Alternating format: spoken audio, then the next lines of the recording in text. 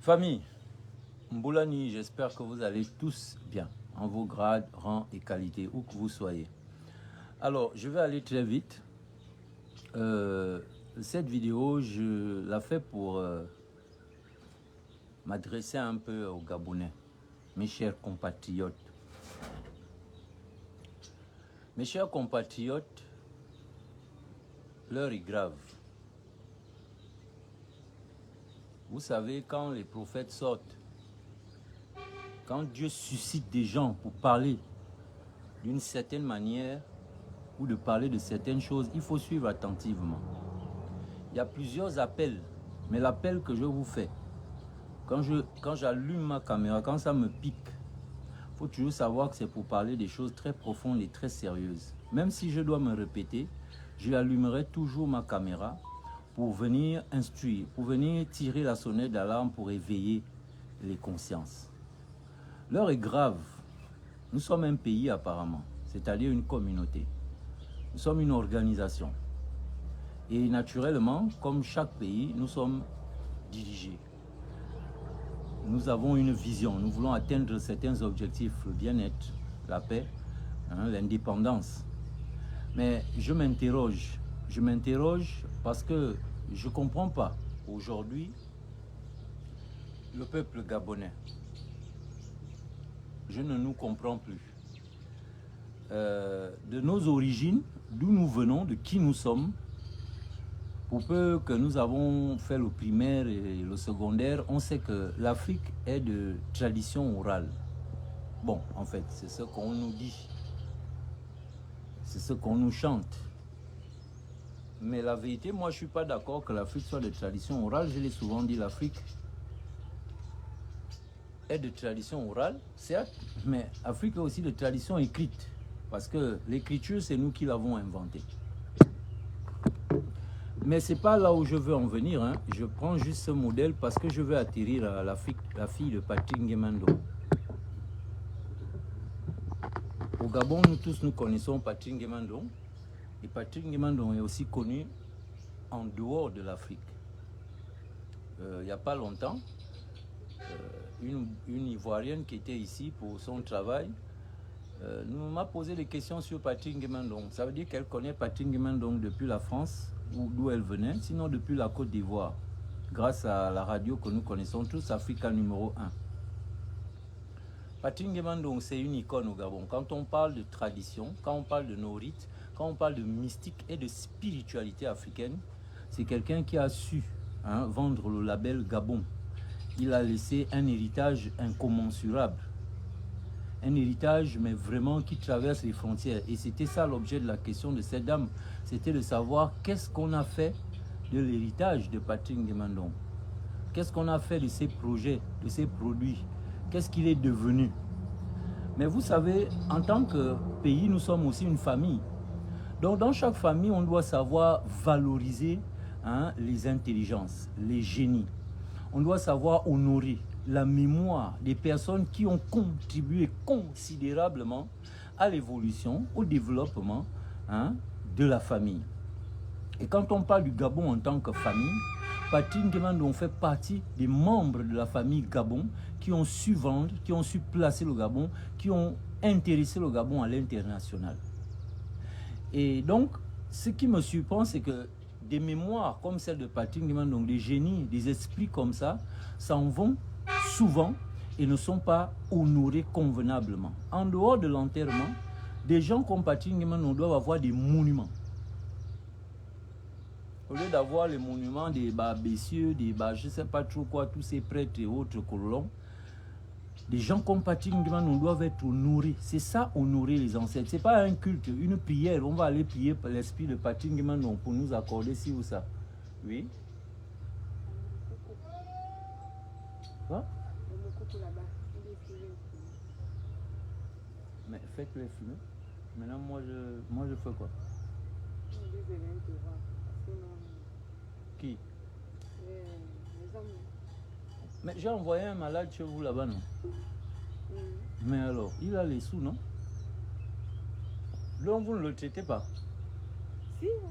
Mais occupez-vous de lui, il a une enveloppe là-bas, il est venu avec quelque chose, vous vous occupez, vous prenez. Quand j'envoie un malade là-bas, c'est pour que ça vous aide. Ou bien? Donc, je disais, l'Afrique de la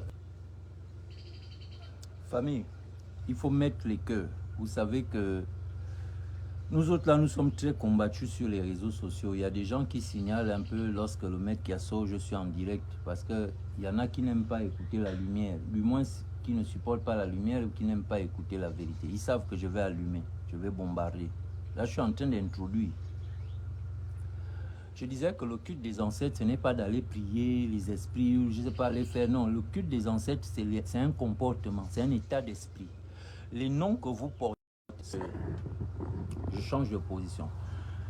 Le culte des ancêtres, tout le monde le pratique. Il faut que cela soit clair dans l'esprit des hommes qui sont vraiment éveillés, pas des maboules. Hein. Le culte des ancêtres est pratiqué par tout le monde. Les noms que nous portons viennent de quelque part. Ce n'est pas nous les premiers à les porter. Des gens ont porté ces noms avant nous. Donc le fait qu'on nous transmette ces reliques, donc les noms étant des reliques, à travers ces reliques, c'est-à-dire ces noms que nous portons de nos ancêtres ou de nos premiers parents, ces noms sont des reliques. Donc en les portant, nous faisons un culte à leur mémoire. Nous rendons hommage à ces personnes-là qui ont vécu. C'est ça qu'on appelle le culte des ancêtres. Ça se passe à plusieurs niveaux. Les films que vous faites, les films historiques, ce sont parce que les films historiques vont faire quoi? Vont vous faire mettre en valeur des personnages, des héros, des gens à partir des histoires vraies ou peu importe. À travers le cinéma, on fait le culte des ancêtres, donc de notre mémoire, de notre conscience, de notre histoire. On valorise un patrimoine, une culture, des choses qui sont propres à nous. Pourquoi? Pour que cette mémoire, pour que cette identité demeure dans le temps. Et que nos enfants, les générations à venir, puissent aussi en faire usage. Sinon, développer cet héritage, parce qu'il appartient à chaque génération, à partir de ce que vos ancêtres vous ont légué, de transformer cela pour la génération à venir. Et c'est ça qu'on appelle le développement. Donc, Patrick Nguema est un patrimoine gabonais qui doit être développé. C'est-à-dire que dans 10 ans, dans 20 ans, dans 30 ans, des Gabonais qui naîtront plus tard doivent avoir en mémoire qu'il y a eu un Gabonais dans telle période qui a fait des choses. Et c'est ça l'identité, c'est ça honorer, c'est ça préserver, c'est ça développer. Alors, la fille de Patrick Nguema, aujourd'hui je l'ai vue, pas aujourd'hui du jour d'aujourd'hui, mais depuis un moment, j'ai vu des vidéos de cette fille qui pleure sur les réseaux sociaux à cause du traitement, la spoliation. Son père est parti. Son père l'a laissée. Je pense qu'elle est fille unique ou je ne sais pas s'il y en avait d'autres. Mais elle est sur les réseaux en train de pleurer. Pourquoi? Parce qu'elle n'a pas droit à l'héritage de son père. Elle se retrouve sans domicile fixe. Elle se retrouve dans la rue. Un monument gabonais, un international. Quelqu'un qui a vendu le Gabon à tous les niveaux. Aujourd'hui, qui est parti, a laissé un héritage. Cet héritage, ce n'est pas seulement ses audios. Ce n'est pas seulement ses projets, ce n'est pas seulement tout ce qu'il a accompli, ce n'est pas seulement ses maisons, ce n'est pas seulement son compte en banque, ses voitures, ses vêtements. Son héritage, c'est aussi les enfants qu'il a laissés. On ne peut pas considérer l'héritage d'un homme seulement que sur le plan matériel, donc des biens que cette personne possédait ou des projets que cette personne a laissés. L'enfant, les enfants de ce monsieur, l'enfant de ce monsieur est un héritage au même titre que ses maisons, au même titre que ses projets. Alors, comment concevoir que les biens, l'héritage de Patrick Nguema ait été partagé, que la famille ait partagé ses biens ou je ne sais pas qui exactement, et que sa fille aujourd'hui se retrouve à la rue, ne sait pas où aller, ne sait pas à quel sens se vouer. Et nous, Bantou et Kan, Fan, Pounou, Nzebi, Kota, Eshira, autant que nous sommes Obamba Teke, Gabonais, les autorités, nous permettons cela. Que l'enfant d'un patrimoine gabonais, d'un homme aussi accompli que Patrick Nguema, sa fille soit aujourd'hui en train de pleurer et que personne ne soit là pour l'aider ou pour l'accompagner. Où sont ces associations, ces ONG pour les droits humains? Où sont cette justice, la justice gabonaise, qui regarde les réseaux sociaux? Parce que les magistrats, les procureurs, les greffiers, toutes les personnes et avocats qui sont dans le cadre de la justice ou du droit au Gabon, ces personnes sont sur les réseaux sociaux avec nous. Donc, ils ont forcément vu cette vidéo. Ou ceux qui sont censés faire les relais pour que ça arrive à ce niveau. Comment est-ce que nous, Gabonais, peuple gabonais, dirigeants gabonais, nous pouvons laisser l'enfant de Patrick Nguema donc pleurer sur les réseaux sociaux parce qu'elle a été spoliée par ses propres parents, par sa famille, parce qu'ils ont récupéré son héritage. Donc vous récupérez l'héritage matériel d'une personne et immatériel, mais son enfant, vous mettez dehors. Mais c'est quoi cette diablerie? Et après, c'est nous les Nganga, vous dites nous sommes des sorciers. Parce que ceux qui ont fait ça dans sa famille, ce sont des chrétiens, hein? Ce ne sont pas des traditionalistes. Ce sont des chrétiens qui ont partagé ses biens et qui ont mis son enfant dehors, qui est un bien aussi. Et l'enfant est un bien qui dépasse tout autre bien. Quand est-ce que nous, les Bantous, nous sommes arrivés à ce niveau? Lorsque nous étions animistes, nous n'avions pas ce genre de comportement où on spoliait des veuves ou des orphelins. Au contraire, on avait un système communautaire qui faisait que lorsqu'un homme mourait et qu'il laissait un héritage, que ce soit de femmes, d'enfants et de biens, cela était réparti, était géré de façon à ce que tout le monde était à l'aise, c'est-à-dire qu'il n'y avait pas de quoi revendiquer. Mais depuis que nous sommes devenus chrétiens, depuis que nous sommes au cœur, sinon nous sommes nous maintenant aujourd'hui les promoteurs de la culture occidentale, cette culture c'est ça, c'est de spolier un enfant dont son père a été un héros national. Patrick Nguema nous a inspiré beaucoup d'entre nous, beaucoup d'entre vous. Patrick Nguema nous a inspiré le Gabon, a placé le Gabon quelque part. Et c'est comme ça que vous traitez son héritage, c'est-à-dire de sang, son enfant. Et donc je m'interroge, vous les Gabonais, nous les Gabonais qui nous plaignons un peu du traitement que les dirigeants nous font subir, que la loi, la justice gabonaise nous fait subir, la santé, toutes ces institutions et ces organes qui sont censés construire le bien-être des Gabonais, aujourd'hui nous dénonçons cela.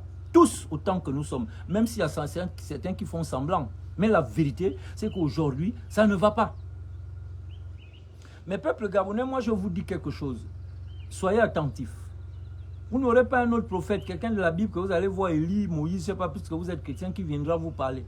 Dans votre génération, il y a des hommes que Dieu a suscités, qu'il suscite et qui ont un message, qui ne sont pas là pour réciter les textes des autres prophètes, non. Eux-mêmes, ils ont un message propre. Eux-mêmes, ils interviennent quand il faut intervenir, avec la pensée que l'Éternel met en eux, sans aller réciter que tel prophète, tel Jean-Paul avait dit. Ah, ce n'est pas des prophètes. Ah, c'est des professionnels de la Bible. Des gens qui vont étudier un document pour pouvoir le rendre. C'est différent d'un prophète, c'est-à-dire quelqu'un qui a un message, quelqu'un qui a la divinité, la lumière en lui et qui peut parler et orienter les gens à tout moment. Faites attention, peuple gabonais. Nous sommes nous-mêmes nos propres bourreaux. Nous sommes nous-mêmes nos propres bourreaux. Voilà les députés qui sont allés voter à l'unanimité ou presque quelques petites abstentions de quoi? D'une taxe.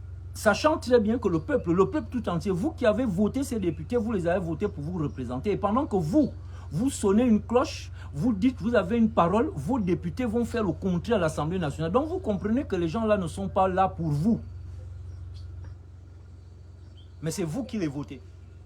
C'est vous qu'on transporte dans les machins à gauche, à droite, les voitures pour aller voter. Mais lorsque ça ne va pas, c'est même vous, Gabonais, qui venez vous plaindre. À un moment donné, vous allez arrêter cette imbécilisation à quel niveau? Voilà comment.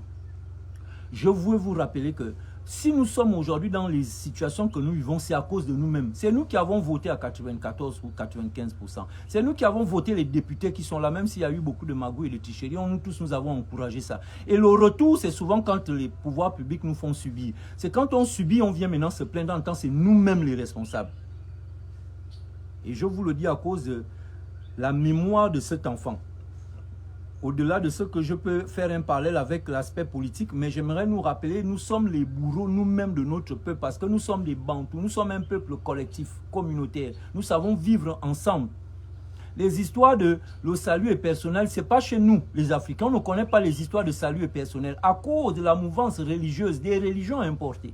Ce sont eux qui ont amené cet élément, cette mentalité. Ils ont inséré ça dans l'esprit du Bantou, de l'homme noir, que le salut est personnel. Et à partir de là, aujourd'hui, on le voit dans le comportement d'un peuple qui, hier, était dans une espèce de communautarisme, sinon de collectivité. Nous étions ce qu'on appelle des familles élargies. Ça veut dire que l'organisation était...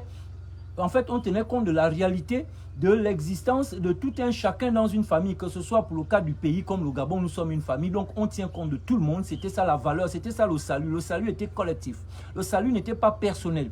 Nous n'avions de réussite que parce que la famille s'organise, parce que les gens sont ensemble. On pense à chacun, on se met ensemble. Aujourd'hui, on ne le fait que quand il y a les décès. C'est là où on voit les cotisations.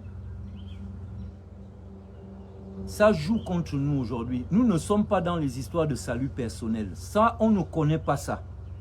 En Afrique, nous sommes une famille élargie. Nous ne sommes pas des familles nucléaires. On ne connaît pas ça, bien que c'est une réalité. Mais l'Afrique n'a jamais développé ce genre de pensée des familles nucléaires ou des familles, je ne sais pas, restreintes, des familles, peu importe les noms que vous-même vous donnez. Nous sommes un peuple communautaire. Le salut chez nous est communautaire.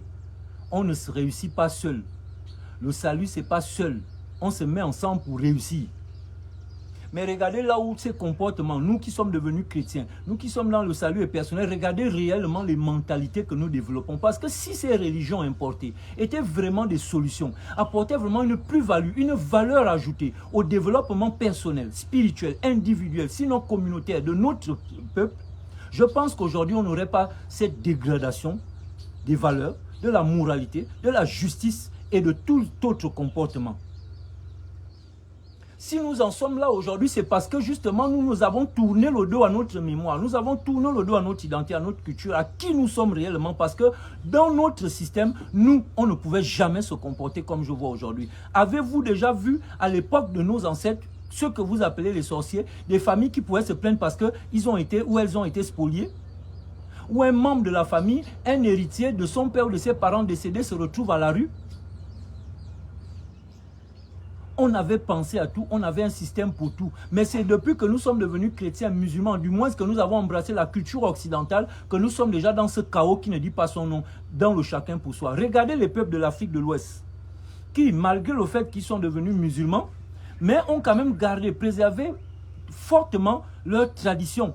Regardez comment eux se comportent quand ils viennent ici au Gabon. Quand les peuples dans l'Afrique de l'Ouest vont dans d'autres pays, encore que même en Afrique centrale, on peut le voir avec le Cameroun. Quand ils vont dans un pays étranger, ils ne viennent pas pour la réussite personnelle. Comme nous, tu vas en France, tu commences à acheter les grands vêtements, tu vas faire des grandes photos à la tour, tu veux montrer que c'est toi, tu veux, je ne sais pas trop quoi, tu vis des aides et autres, mais tu veux vivre dans le paraître. Non. Regardez les autres qui vont en Europe, les autres communautés, qu'est-ce qu'ils font? Ils sont communautaires. Parce que la force, le pouvoir est communautaire. C'est ensemble qu'on est fort. Individuellement, ta réussite ou ton argent ne peut pas impacter ta famille, ne peut pas impacter ton pays, ne peut rien apporter en termes de plus-value. Or, les autres se mettent ensemble. Quand ils viennent ici au Gabon, ils ont des communautés. Ils ont des associations. Pourquoi? Pour avoir une force financière, donc économique. Parce qu'ils savent. Ils viennent chez vous, ils commencent à louer. Ou bien c'est vous qui les prêtez des endroits où dormir. Ou bien ils dorment sous les ponts. Mais ils vont rentrer dans une association. Ils vont rentrer dans une communauté, soit des Camerounais, soit des Sénégalais, soit des Maliens. Et là, on va leur prêter de l'argent. Ils vont rembourser un peu. Donc la communauté veille à ce que chaque membre, chaque Malien au Gabon ait quelque chose pour s'en sortir. On va te préfinancer, on va te financer. Ils ont leur propre banque, qui ne sont pas des banques comme on va dire BGFI ou la BICIG et autres, Orabank. Non, ils ont leur petite banque interne, c'est là où se trouvent leurs capitaux. C'est grâce à ça qu'ils vont financer leur développement. C'est grâce à ça qu'ils vont acheter des immeubles. Parce que beaucoup d'immeubles ici appartiennent aux Camerounais, aux Maliens, aux Sénégalais. Ils vont soit eux-mêmes construire des immeubles, soit ils vont acheter des immeubles et c'est les Gabonais qui vont venir louer. Ils vont construire des bois de nuit. Ce n'est pas un Camerounais ceux qui construisent la bois de nuit. Ils sont tout un groupe. Ils mettent ensemble de l'économie, des choses et voilà comment ils vont financer. Et vous allez voir, ils ouvrent une boîte là, dans un quartier aux Anguais. Ils vont ouvrir à Nzayon, ils vont ouvrir à Yayi, ils vont ouvrir à lui. Et voilà comment ces personnes-là arrivent à maîtriser l'économie du pays où ils sont venus sans rien. Et ils ont une force financière économique qui leur permet de quoi? De régner dans votre pays comme s'ils étaient même chez eux. Parce qu'en effet, les étrangers nous l'ont toujours dit. Je suis plus gabonais que toi. Mais ils te disent ça sur la base de quoi? Sur la base de l'économie. Tu vois, tu ne peux pas corrompre un magistrat. Tu ne peux même pas suivre un dossier en justice pour peu qu'il y ait ces lourdeurs administratives et autres qui font qu'à un moment, les gens finissent par abandonner et surtout que ça pèse sur le plan économique. Nous, l'Afrique, Bantou, Gabonais, nous ne devrions pas aujourd'hui connaître la misère que nous connaissons. Si nous sommes dans cette misère, malgré que notre territoire est extrêmement riche, c'est parce que quelque part, nous sommes dans le péché. Un somme, ça veut dire nous avons brisé une alliance, ce qu'on appelle un somme chez nous. Parce que le français ne nous permet pas de bien comprendre c'est quoi le péché. Mais dans ma langue, on dit un somme. Un somme, ça veut dire quoi? Assem, c'est une rupture. C'est pourquoi c'est important de connaître sa langue. Parce que ta langue décrit, parle, traduit mieux des choses que les langues artificielles que nous parlons aujourd'hui. Péché, péché. Il n'y a rien dedans, mais tu comprends mieux le péché enfant. Un sem, asem, c'est-à-dire rupture. Notre peuple a commis, sinon connaît aujourd'hui, une rupture avec son identité, avec sa mémoire, donc son histoire, avec ses héros, ses ancêtres. Et de cette rupture, comment voulez-vous avancer? Parce que qu'est-ce que vous développez? Lorsque les enfants de Patin Gemandong, les enfants de Marc Joss, les enfants de Philippe Moury, les enfants des grandes mémoires, des grands ancêtres qui sont aujourd'hui des grandes personnes qui ont façonné le Gabon, l'histoire du Gabon, qui ont contribué énormément, leurs enfants se retrouvent spoliés, leurs enfants se retrouvent à la rue. Et ça aux yeux, au vu de tout le monde, tous bantous autant que nous sommes et tous chrétiens. Et c'est après on va s'asseoir à l'église avec l'héritage des autres enfants qu'on a spoliés, ça joue les costauds, ça va donner les dîmes, ça chante alléluia. C'est quoi cette hypocrisie que ce peuple vit? Jusqu'à quand nous allons continuer cette hypocrisie au Gabon? Nous sommes là en train de dénoncer les pouvoirs publics. Mais moi, je suis convaincu que ceux-là qui nous gouvernent, ils sont... En fait, c'est nous qui leur énergisons. C'est-à-dire le pouvoir qu'ils incarnent, en réalité, c'est la mémoire, la cristallisation de nos actions, de nos pensées, de nos faits et gestes, nos paroles. C'est ce qu'eux, ils incarnent en haut. Donc, en fait, le peuple subit le revers de ce que lui-même il est. Nous ne pouvons pas exiger aux dirigeants d'être efficaces, hein, de faire ce qu'ils sont censés faire. Ce n'est pas pour les légitimer, hein, ce n'est pas pour les excuser. Mais j'aimerais qu'on s'intéresse un peu d'abord à nous-mêmes aussi en tant que peuple. Ça, c'est quel peuple aujourd'hui qui a oublié des valeurs qui élèvent? On se retrouve dans des histoires où des femmes sont dans les placements. Je vois des chiffres comme 90%. Ça peut être abusé, mais véritablement, c'est pour alerter. La majorité des jeunes filles, des femmes aujourd'hui, qu'on voit sur les réseaux sociaux, qu'on voit partout, sont dans les placements. Certaines ne sont même pas sur les réseaux sociaux. Certaines sont des femmes mariées. On le sait tous. Mais elles sont dans les placements. On ne sait plus, on n'a plus confiance aux femmes. Des hommes aujourd'hui élèvent des enfants qui ne sont même pas leurs enfants parce qu'il y a une bouillabaisse, il y a un désordre sexuel, une perte de valeur à un niveau et il n'y a personne pour régler cela. Ni les pouvoirs publics, ni les familles aujourd'hui n'ont les moyens de s'intéresser à la dégradation des mentalités et des valeurs dans notre pays. Et on continue. Personne n'en parle. Il faut voir quand il y a les élections, c'est là où tout le monde s'agite, c'est là où tout le monde se mobilise, c'est là où on dépense des énergies, mais pour tricher, pour mentir, pour tromper. Et vous voulez des résultats? C'est quoi ce peuple? C'est quoi cette hypocrisie dans laquelle nous vivons? C'est quoi ça? Ils sont tous dans les bureaux, dans les administrations. Là aujourd'hui, directeur général, directeur de ceci, le chef de service, agent de machin, mais tous des bandits, des voleurs, des hypocrites qui remplissent les mosquées, qui remplissent les églises. Dans les familles, on vous voit, vous êtes le diable, vous êtes les démons que vous allez chasser vous-même. Il n'y a pas de démons. C'est nous-mêmes, les sorciers. Jusqu'à quand, en fait, je ne sais pas, les pouvoirs publics, les familles, comment est-ce que nous pouvons laisser notre pays dégrader comme ça et il n'y a pas d'assises sérieuses pour qu'on essaie de trouver des solutions? Moi, j'ai des solutions. Mais pourquoi est-ce que les gens qui ont des solutions, les gens qui veulent proposer, les gens qui ont des choses à dire, pourquoi on ne va pas sur des projets qui touchent directement le social, les mentalités, les valeurs, l'environnement naturel et immédiat du peuple gabonais pour l'améliorer? On est dans la distraction.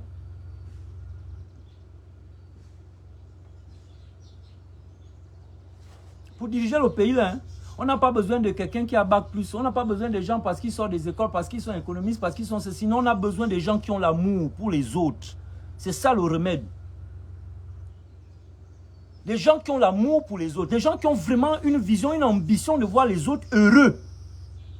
Qui ont envie de réglementer le social par des valeurs. De détruire et de briser toute action de corruption. Aujourd'hui, nous sommes dans le chaos. Qui va libérer le peuple gabonais? Parce que vos libérations à 2 balles qu'on voit là et tout là, ça, on ne voit rien, il n'y a rien. Et on se ment. Et les papas, des menteurs, des escrocs politiques qui savent très bien qu'on n'a pas de solution, il n'y a aucune vision, il n'y a rien, il n'y a que des corrompus, des bandits, des détourneurs. Ces personnes-là, ils viennent souvent à la télévision, sur les réseaux sociaux pour venir défendre l'indéfendable. Les mêmes hier qui ont attaqué Ali Bongo pour dire que oh, Ali a fait, les Young Team a fait, les gens ont fait. Aujourd'hui, eux, activistes et autres, ou je ne sais pas, politiciens qui étaient dans l'opposition, maintenant qui sont à la mangeoire, avec les anciens mangeurs aussi, ils sont maintenant là, tout va bien. On fait semblant. Jusqu'à quand on va faire semblant? Donc ce pays-là ne vous tient pas à cœur. Vous êtes tous des bandits, des escrocs, des mercenaires et le peuple en même temps. Il faut remettre l'homme au centre du pouvoir. Comment je peux formuler là? L'homme doit être soumis à l'autorité. Donc, il faut réorganiser les familles. Je vous donne les solutions aujourd'hui. Je ne sais pas, les hommes politiques qui veulent d'abord construire les infrastructures. On ne va pas construire une maison en commençant d'abord par la toiture. Le fondement du peuple gabonais, c'est d'abord le social. Une base pour sortir les Gabonais d'une certaine précarité, des logements fiables, une certaine santé, une éducation pure, pas l'éducation que l'Occident lui-même intime à nos dirigeants, qu'on va venir nous enseigner les Bafreux, les Napoléons. Non, il nous faut revoir certaines choses, parce que si on ne reconstruit pas les valeurs, si on ne reconstruit pas l'identité de notre peuple, je suis désolé, vous parlez de quel développement? Nous, les Africains, nous sommes communautaires. Redonnez le pouvoir à la famille pour que la famille puisse peser sur les membres de sa famille. Ça veut dire quoi? Chaque membre d'une famille qui s'écarte, qui fait quoi que ce soit, doit être d'abord frappé par sa propre famille. L'autorité d'un individu dans une société doit d'abord émaner de sa famille. C'est d'abord la famille qui doit avoir la charge de gérer les membres, ses membres. Et pour ça, une famille doit être organisée. C'était ça, nous, les Bantous. Et je vous ai donné des solutions, mais gratuites en tant qu'homme politicien, que vous pouvez développer dans des projets, à défaut de m'associer à des projets. Je me souviens quand j'en ai parlé il y a peut-être 7 ans, une femme, une Gabonaise depuis la France, est venue me voir. Parce qu'elle voulait développer ce projet dans sa famille. J'avais expliqué, j'avais donné tout le projet, tel que moi aussi je l'ai reçu, pour refonder, restructurer les familles. Parce que c'est ça le Gabon, le salut du Gabon, c'est avant de penser à l'échelle large, pensons d'abord à l'échelle réduite. Le chaos du Gabon commence d'abord par la cellule familiale, ça n'existe plus, c'est mort. Chacun se débrouille de son côté là où il peut, ainsi de suite, on se retrouve peut-être quand il y a un décès, on fait semblant, on vient boire le vin. Après chacun rentre chez lui, on s'en fout, la vie continue. Ce qui n'est pas faux, la vie continue. Mais l'éducation des enfants doit être organisée. Pas par les parents, c'est la famille en tant que communauté qui doit financer les études en fonction de ce que vous voulez. Je vous l'ai souvent dit, au risque de me répéter, vous voulez un médecin dans la famille, il nous faut un homme de droit dans la famille, il nous faut un corps habillé dans la famille, un politicien dans la famille, un artiste dans la famille. On doit avoir dans tous les secteurs des métiers, des disciplines, quelqu'un, et c'est à la famille de travailler là-dessus. Donc la famille est comme un pays, elle doit fonctionner. Elle doit travailler. Donc moi je propose que chaque famille ait une association familiale et qu'il y ait des retrouvailles chaque mois pour penser la famille. Pour que les membres de la famille, dont vous venez avec vos enfants, vous mangez chez un tel aujourd'hui, quand vous avez fini la réunion, les cotisations, pas de tontine, je ne parle pas de tontine, on vient faire des cotisations. Parce que quoi? Parce qu'on est en train de créer une banque familiale. Moi, je l'ai fait, ma association dans la famille Agnos. On a atteint 3 millions. L'objectif, c'était de quoi? À partir de ces 3 millions, voir déjà comment on peut financer un projet familial. Soit des magasins Agnos, dans toute la capitale, Libreville, ou aller dans les provinces, faire l'agriculture, ainsi de suite. On avait le choix sur plusieurs choses. Et nous sommes encore en train de discuter dessus. Mais chaque famille doit avoir sa banque pour loger les membres de sa famille. Au lieu de spolier les enfants, au lieu de spolier les veuves, au lieu de spolier les gens de leur héritage, sans rien leur proposer autour, vous laissez l'enfant de Patrick Mendo dehors à la merci de tout et de rien, et donc de la prostitution, à la merci des placements, à la merci de n'importe quel individu. Ce n'est pas votre sang, ce n'est pas le sang de celui à qui vous avez pris les maisons, l'héritage, et vous laissez son héritage le plus divin. C'est-à-dire sa fille, vous la laissez trimballer, vous la laissez, ça c'est les Gabonais, ça c'est le peuple gabonais. Ça, c'est le peuple divin. Ça, c'est les gens qui se plaignent des pouvoirs publics lorsque vous-même vous maltraitez dans vos propres familles des enfants, l'héritage de vos parents, de vos frères, de vos sœurs. Est-ce que la famille a été conçue pour spolier, pour attendre les héritages, pour aller bastonner, pour aller mettre dehors les autres, et ainsi de suite, pour récupérer les biens? La famille n'a pas besoin de se mettre dans un spectacle. Nous sommes des Bantous, nous sommes plus valeureux, nous avons une plus-value qui dépasse ce genre de comportement. Nous, on sait s'organiser. On crée une association familiale. Tous les membres de la famille, tous ceux qui se reconnaissent, de la grand-mère, du grand-père, parce qu'on peut partir d'un point A. Notre grand-père, grand-mère, tous ceux qui sont issus de ce sang-là, ça dépend de comment les ensembles que vous allez prendre. Vous créez une association. Chaque mois, il y a rencontre. Vous choisissez un membre. Moi, en tant que président, j'étais le premier. J'ai dit, bon, Bon, encore que je n'étais même pas président au départ, il a fallu qu'on fasse de moi le président de l'association de la famille. Et on a fait des élections pour. Mais je veux dire, il faut bien que quelqu'un, ou un endroit où on va commencer la toute première réunion des assises, pour voir comment on peut organiser, que sera quoi le projet, et ensuite le bureau, peut-être plus tard au fil des réunions, parce qu'on a fait tout ça de réunion en réunion. Mais il faut déjà se retrouver quelque part. Ici, le projet, c'est quoi? C'est déjà de se retrouver chaque mois en tant que membre de la même famille. Nous nous reconnaissons. Vous faites un répertoire des noms. Vous répertoriez les personnes qui s'engagent dans ce projet familial, de restaurer notre famille, la mémoire de la famille, donner un sens à la famille. Parce que c'est comme ça que vous allez devenir fort. Ici au Gabon, nous sommes faibles, les étrangers sont plus forts que nous parce que nous sommes individuels. Individualistes, nous n'avons aucune organisation économique entre nous, les membres de famille. Seulement quand il y a les décès ou les mariages.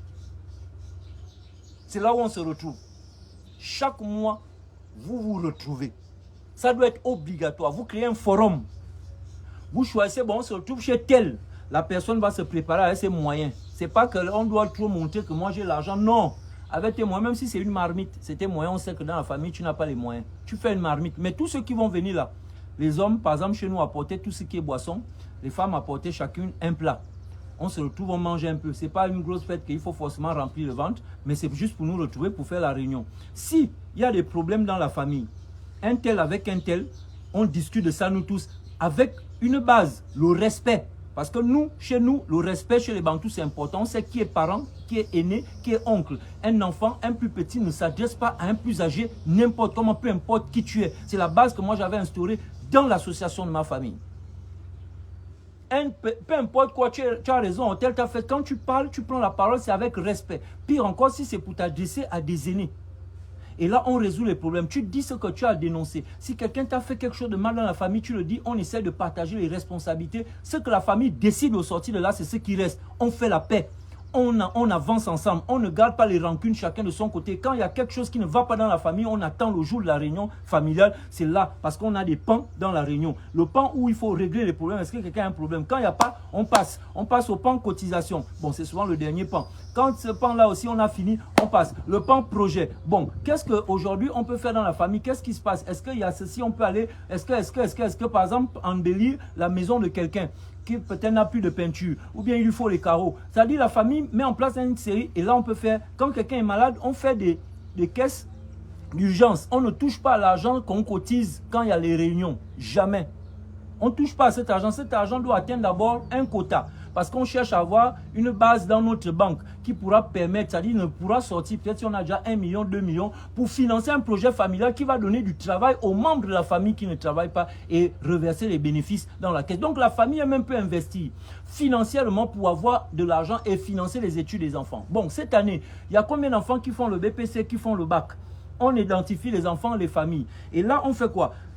On voit comment on peut financer les études de ces enfants-là, leur bac, pour qu'ils gagnent le bac, l'orientation. Toi, c'est toi qui vas faire la médecine, non, toi, c'est toi qui vas... La famille on doit réfléchir. Ça, c'est ce que moi je propose, mais vous pouvez proposer, vous, selon vos inspirations, une politique, une vision. Moi, j'ai dit aux membres de ma famille que d'ici 5 ans, d'ici 10 ans, on peut prendre le pouvoir. Il faut rêver, mais rêver et agir. N'importe quelle famille au Gabon peut devenir puissante. Il suffit qu'elle s'organise. Vous vous retrouvez pendant 10 ans, pendant 20 ans, mais vous devez avoir une tradition. C'est que chaque mois, vous vous retrouvez chez un membre de la famille. Quand vous avez terminé la réunion, les cotisations, de manger, les enfants entre eux, ça joue parce qu'ils doivent se connaître. Parce que la famille, c'est ça. Il faut aller dans ces réunions avec vos enfants pour qu'ils se connaissent, pour que les liens se renferment, pour que vous deveniez vraiment une vraie force familiale, qu'au bout de 10 ans, au bout de 5 ans, vous êtes soudés. Vous avez une économie, vous avez une vision. Et dans le pays, on respecte votre famille parce qu'on va voir vos investissements. On va voir comment les enfants réussissent. Pourquoi? Parce que la réussite d'un enfant dans la famille, ce n'est pas seulement de son père et sa mère. C'est toute la famille qui met de l'argent, qui met les moyens. L'enfant doit aller en Europe. L'enfant doit aller dans une université. C'est toute la famille qui... Parce qu'on a une banque. On finance les études des enfants. On finance les projets familiales. On finance on dit ça comment? Oh, le logement familial, ça dit nous-mêmes, on peut construire une cité dans notre famille. On dit bon, puisqu'on a forcément un maçon, avec le temps, ou je ne sais pas, chaque famille a forcément un maçon. Alors on le met à contribution. On met des moyens, on choisit une terre. Je n'ai pas une famille au Gabon qui n'a pas de village, qui n'a pas de terre. On construit, on commence à construire, c'est la maison. Tous ceux qui ne travaillent pas dans la famille, là, on met la main à la pâte les week-ends. Allez, on va monter les briques. On achète seulement le matériel. On les boum, une première maison, une deuxième, une troisième. Au fil de 2 ans, 3 ans, la famille a peut-être 5 logements et on peut loger tout le monde dans la famille. Ainsi de suite. Quand toi, tu as déjà les moyens, tu peux déjà aller louer ou construire ta propre maison. Tu libères la maison pour ceux qui ne sont... La famille elle-même doit d'abord fonctionner comme un pays. Comment voulez-vous que ce pays soit efficace lorsque déjà dans nos familles, on ne sait pas organiser les choses, on ne sait pas être d'abord dynamique?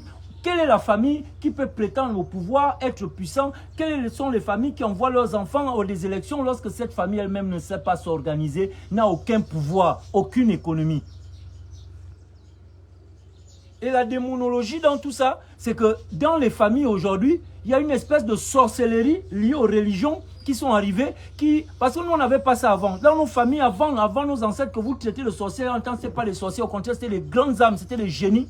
On savait identifier un kiasso dans la famille. Parce que dans chaque famille africaine, il y a un kiasso. C'est-à-dire un homme sage. Un homme qui a une certaine sagesse, une certaine intelligence, hein, une certaine volonté à accompagner la famille, à orienter lorsqu'il y a des débats, lorsqu'il y a des projets. Si on appelait kiasso. Il y avait toujours un dans la famille et ce n'était pas la personne la plus riche. On le savait, on sait qu'il y a la sagesse dans la famille. Donc quand il y a des réunions, quand cette personne était celui qui avait le mot, donc celui que tout le monde interrogeait. Aujourd'hui, vous avez des kiassos dans les familles, mais vous ne savez pas les encourager. Au contraire, tu deviens même celui qu'on veut abattre dans la famille. Mais pourquoi vous êtes devenu comme ça? La famille doit détecter les talents et les génies et mettre les moyens parce que nous voulons que notre famille sorte de l'ombre. Ce n'est pas une affaire du père et de la mère. On était de famille élargie. C'est comme ça que nous avons construit les clans que vous voyez, les grands clans qu'on a au Gabon. Mais tout ça aussi se meurt. Même les clans ne fonctionnent plus. Parce que tout le monde est maintenant dans la mentalité occidentale. Regardez comment ils sont en train d'échouer. Chez eux, les hommes deviennent des chiens. Bouh, bouh, bouh, on voit. Mais tout un conseil, il y a même des compétitions, des hommes chiens. On dresse un homme chien, mais ça c'est quel peuple? Des hommes qui deviennent des femmes. Jusqu'à ce que le gouvernement, en Europe, le gouvernement, en France précisément, et même dans d'autres pays, aux États-Unis, le gouvernement finance la transformation. C'est-à-dire, on ne finance pas les gens qui sont malades pour qu'ils trouvent la santé. Mais on transforme, on finance les gens qui veulent changer de sexe. Voici la vision de ces gens-là.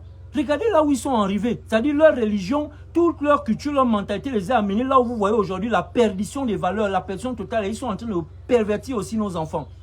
Des femmes maintenant qui se montrent nues sur les réseaux sociaux.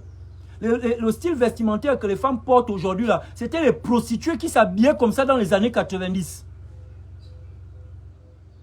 C'était des prostituées qui s'habillaient comme ça. Il n'y avait pas un enfant qui pouvait venir avec une petite culotte, une fille, on voit les bouts de seins, c'est-à-dire les bouts de seins même sont dehors. Les gens se battent. Et ça, c'est quel monde dans lequel on est maintenant aujourd'hui? À l'époque, quand nos ancêtres pouvaient porter des petites tenues, mais ce n'est pas parce qu'on n'avait pas de vêtements, on avait les grandes civilisations où les femmes savaient couvrir leur corps. Mais c'est à la chute de nos civilisations que certains peuples avaient fui dans les forêts pour recommencer. On s'est retrouvé à refaire un certain nombre de choses et on pouvait voir des femmes peut-être qui avaient les seins nus. Et puis, il faut connaître comment tout ça est arrivé. Mais là encore, les hommes n'avaient pas la mentalité sexuelle qu'on a aujourd'hui. Parce qu'il faut comprendre que la mentalité sexuelle d'il y a 100 ans n'est pas la même aujourd'hui. Aujourd'hui, les gens ont été atomisés par les écrans, par la télévision, par des publicités, par la musique, par le cinéma, par plein de choses. Et nous sommes devenus des bêtes sexuelles.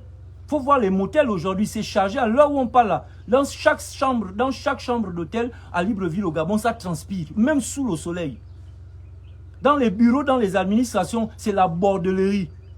Les femmes baisent avec les collègues avec les patrons. On est là, c'est une bouillabaisse. Une femme rentre à la maison, ta femme rentre à la maison, tu peux être sûr pour peu qu'elle fait carrière dans une administration. En 10 ans, 5 ans qu'elle travaille, elle n'a pas refusé tous les hommes, elle n'a pas refusé tous ses patrons. Parce que si tu as trouvé ta femme belle, si tu l'as aimée, sache que quelqu'un d'autre aussi la trouve belle dehors. Et elle a quelqu'un qui peut lui mettre la pression, son patron.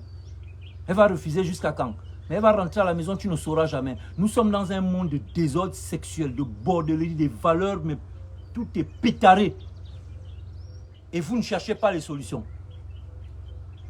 On est là, on ne cherche pas de solutions. On ne crée pas des commissions de réflexion, des personnes qui peuvent proposer des choses pour guérir mentalement les populations. Non, on fait confiance à quoi? À l'église. Mais l'Église nous a montré ses limites. L'Église ne peut pas sauver les mentalités des Gabonais. Au contraire, la majorité des malfrats au Gabon, puisqu'on est 85% de chrétiens au Gabon, donc la majorité des malfrats sortent de l'Église. Toutes ces personnes qui sont dans les administrations, les voleurs, les clandomanes, les taximans et tous ces voleurs-là, c'est des chrétiens. Il faut voir quand tu es dans un taxi, on te met la musique chrétienne, Hosanna, Hosanna, Hosanna, mais d'un bandit. C'est quoi cette hypocrisie dans laquelle on vit? Le pays ne va pas bien, ça ne va pas. Vous spoliez les enfants. L'enfant de Patrick Nguema, je dis il faut arrêter ça. L'État doit voir ça. Patrick Nguema est un patrimoine national. Si vous spoliez même encore les enfants, les gens qu'on ne connaît pas là en bas, on peut dire bon, mais quand même, quelqu'un comme Patrick Nguema, d'abord quand Patrick Nguema meurt, il faut bien que l'État d'abord, et là on doit voir l'état de ce qu'il a laissé, on doit faire, c'est le pays qui doit faire l'inventaire même de ce que ce monsieur a laissé, parce que ce patrimoine appartient d'abord au Gabon. Donc ça veut dire que la fille de Patrick Nguema appartient au Gabon, c'est un patrimoine gabonais. Cet enfant doit être encadré. Bonjour monsieur. Bonjour. Comment allez-vous? Ça va, ça Je va. peux vous aider? Mais vous êtes en train de... Vous êtes en ligne là. Oui, oui. C'est ça, je ne voulais pas vous interrompre, sinon j'avais besoin quand même peut-être d'une minute.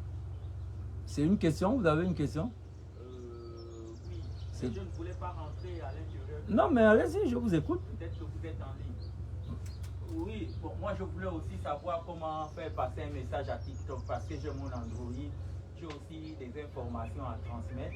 Mais du coup, comme ça, je ne sais pas comment il faut procéder en fait. Mais vous pouvez voir n'importe qui de vos frères, même les jeunes qui sont là, ils peuvent vous aider. Par rapport à la question. Oui, il suffit d'avoir l'application et puis voilà. Ok. Ou alors revenez quand vous avez le temps. Vous êtes dans le village? Je passe de temps en temps par ici. Ok, donc si vous n'avez pas trouvé de solution, quand je ne serai pas en ligne, vous revenez me voir, je pourrais vous aider. Ok, ça marche. Même ma fille qui vient là pourra vous aider. Donc, vous voyez, famille, la fille de Nguema Ndong est un patrimoine national. Ce n'est pas seulement les choses, les œuvres qu'il a laissées. Non, même sa fille, son sang est un patrimoine national et l'État gabonais ne doit pas permettre que l'enfant d'un patrimoine national se meure. Mais voilà pourquoi vous avez beaucoup de problèmes au Gabon. Est-ce que vous savez qu'il y a beaucoup de personnes qui sont mortes dans ce pays, qui sont mal mortes, qui ne sont pas mortes en paix, qui ne sont pas mortes dans les bonnes conditions. Des gens qu'on n'a pas su honorer leur mémoire parce qu'on ne fait plus le retrait de deuil comme ça se doit. C'est-à-dire on ne sait plus accompagner les morts, les âmes lorsqu'elles quittent la terre, lorsqu'elles quittent leur corps. On ne connaît plus le processus, on ne sait plus comment ça se passe. Sinon, on connaît, mais on ne fait plus intervenir les gens qui connaissent pour justement faire les rituels qu'il faut. Et donc, on appelle les chrétiens à venir chanter aux ânes, les veiller, mais... c'est pas ça qui amène le mort de l'autre côté. C'est pas ce qui va positionner le mort de l'autre côté. Donc vous avez beaucoup de morts dans vos familles qui pleurent. Vous avez beaucoup de membres de vos familles qui sont mal à l'aise de l'autre côté. Vous avez beaucoup de personnes d'esprit dans votre famille aujourd'hui qui sont devenus des démons, c'est-à-dire des mauvais esprits qui vous perturbent, qui perturbent les sorts de la famille, qui perturbent l'emploi, le travail, le mariage des membres de leur propre famille. Pourquoi? Parce que la façon dont ils sont partis, personne n'honore leur mémoire. Personne n'a fait ce qu'il faut faire comme ça se doit pour qu'ils aient gain de cause, pour qu'ils aient solution, pour qu'eux aussi peuvent aller en paix. C'est le tout n'est pas de faire des bâches et des cris repose en paix. Ça, ce sont les mots. Repose en paix ou retrouver la route, ça demande... Laisse, mets ça par contre au frigo, la boisson.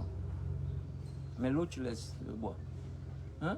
Il y a tout la vie n'est pas un truc où on fait l'hypocrisie, on vient faire en haut aux ânes, on vient faire les cours. Non, il y a un processus quand une âme arrive, comment on la reçoit, il y a des rituels jusqu'à ce qu'on la laisse, c'est-à-dire cette âme, cet individu, à l'âge adulte, on va maintenant te verser dans la société des adultes pour que tu puisses être... je vais dire ça comment? Pour que tu puisses servir les autres. Mais lorsque tu as fini le service et que tu pars, il y a aussi un système pour t'accompagner. Tout ça, on ne sait plus faire. Et donc, vous avez dans vos familles beaucoup de personnes, de morts qui sont mal, qui n'ont pas trouvé leur lit, qui n'ont pas trouvé leur route. Et comme ils veulent vous interpeller, pour que vous les aidiez à retrouver la route, ils font quoi? Ils vous persécutent dans les familles. Et ça, vous gérez ça comment? Mais vous ne pouvez pas vous poser une question, comment l'ensemble de toutes les familles au Gabon, tout le monde est mal logé, tout le monde vit mal, même ceux qui pensent travailler là, qui font le ngando, qui essaient de faire genre, il n'y a rien, il n'y a rien, il n'y a rien. Il n'y a rien, il n'y a rien dedans.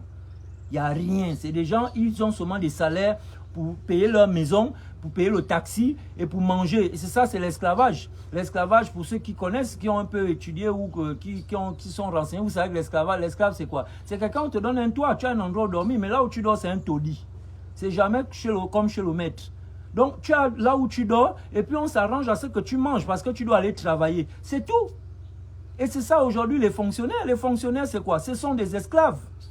Ce sont des esclaves. C'est des gens qui travaillent seulement pour payer la maison, les taudis, où ils habitent. Et même là, on les a encore dosé une taxe. Dans les taudis, là.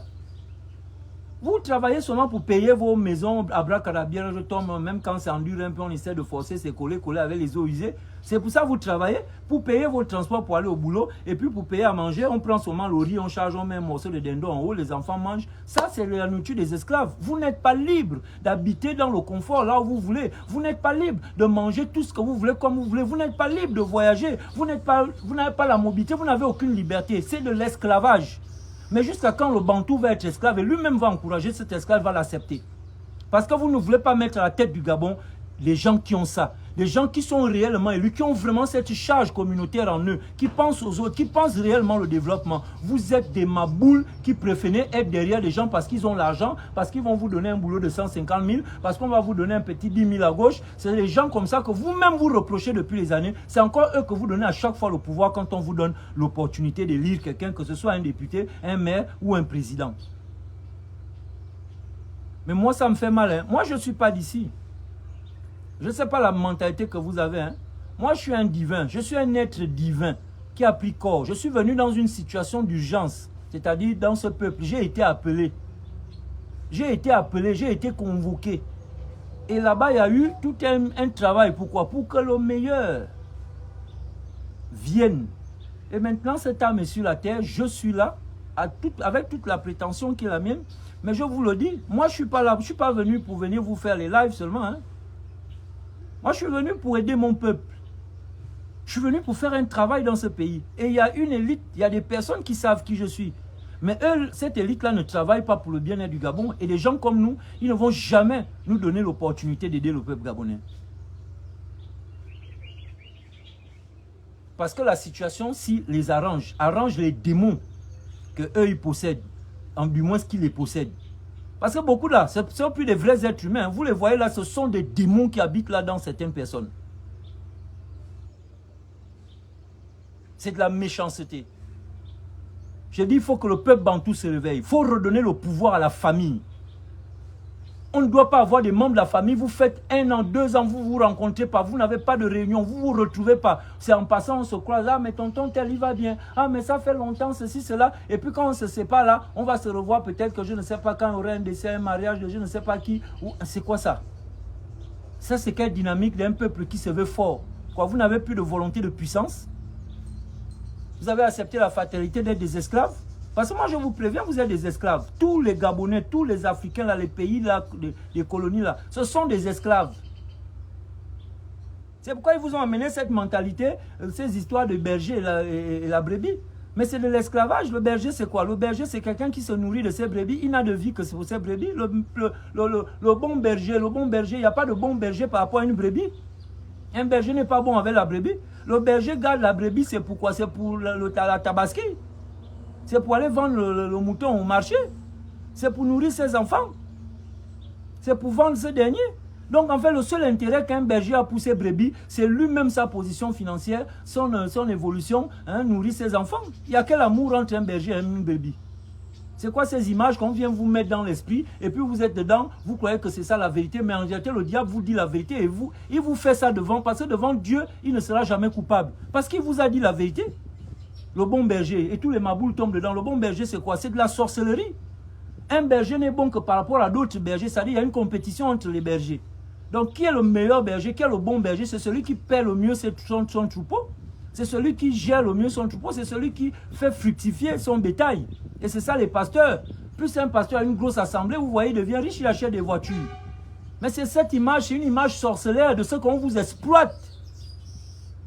On va vous ouvrir les yeux quand? Jusqu'à quand? On va vous dire les choses jusqu'à quand vous ne comprenez pas. Les Blancs ne sont pas venus ici à leur système pour venir être vos amis. Il n'y a pas quelqu'un, un immigré, des gens, des colons, des gens qui sont venus dans votre pays pour venir faire ami avec vous. Tous ceux qui viennent dans votre région, qui viennent dans votre pays, qui sont des étrangers, faites attention. Ils viennent en conquête, ils viennent en conquérant, ils viennent avec des systèmes qui vont vous appauvrir, vous, pour qu'eux ils puissent manger.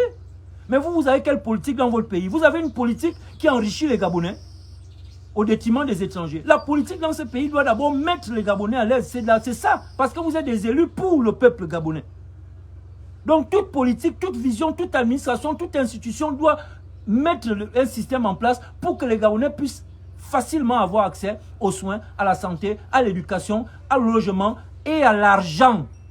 C'est un pays qui a l'argent. Un Gabonais ne doit pas être pauvre. On ne peut pas faire en moyenne et dire qu'un Gabonais vit avec $1, je ne sais pas combien par mois. Ce n'est pas possible.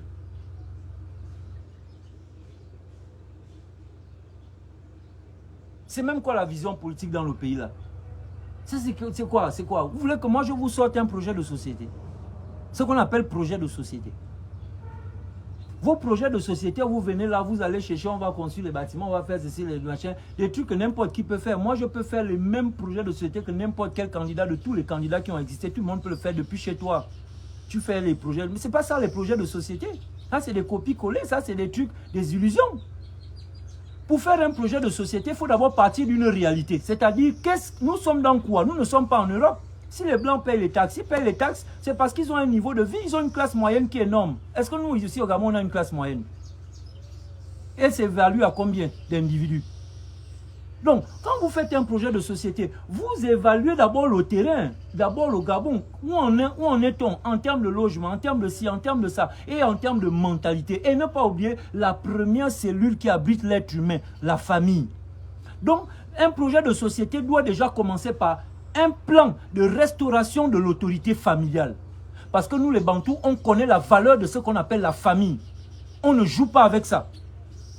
Donc, dans le projet de société, il faut un plan de restauration de la cellule familiale, redonner le pouvoir à chaque famille, donc le pouvoir économique, pouvoir de décision et de réprimandation sur les membres de la famille. C'est-à-dire quand quelqu'un déconne dehors, c'est d'abord à la famille que l'État demande les comptes. Et si on demande les comptes à la famille sera obligée de veiller sur les membres, à ce que les gens... Parce que si l'État commence à demander les comptes au chef de famille qui a été élu chef de famille, qui percevra quelque chose de l'État gabonais, parce que tu es chef de famille, l'État gabonais va subventionner les familles. Il y aura une loterie chaque année qui fera que chaque famille sera tirée au sort pour gagner peut-être 1 milliard.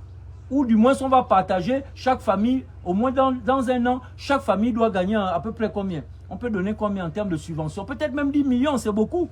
Pour subventionner chaque famille. On choisit par exemple dans l'année 20 ou 10 familles qui vont bénéficier de ces subventions. L'année prochaine, ce sera d'autres. Du moins, ceux qui ont déjà reçu ne recevront plus. Pourquoi? Pour aider l'économie familiale, pour aider la famille à s'organiser et donner le pouvoir à la famille sur ses membres pour qu'on n'ait plus du désordre qu'on a et les braquages. Lorsqu'on a attrapé un individu qui se comporte mal dans la société, une fille qui est mal habillée, une prostituée, une bandite, on l'attrape et on demande des comptes à sa famille. Et lorsqu'on demande des comptes à la famille, les élus, ceux qui gèrent la famille, c'est-à-dire ce bureau-là sera indexé, ça fera que la famille sera intéressée, va s'intéresser davantage à gérer, à éduquer convenablement ses membres. Parce que chaque membre va déjà savoir que lorsqu'il est dehors, il représente sa famille. S'il se comporte mal, s'il fait n'importe quoi, c'est la famille qui en pâtit. Alors, voilà comment on redresse déjà les mentalités. On redresse même la famille. Vous allez voir, des naissances vont changer, des génies vont commencer à naître ce pays.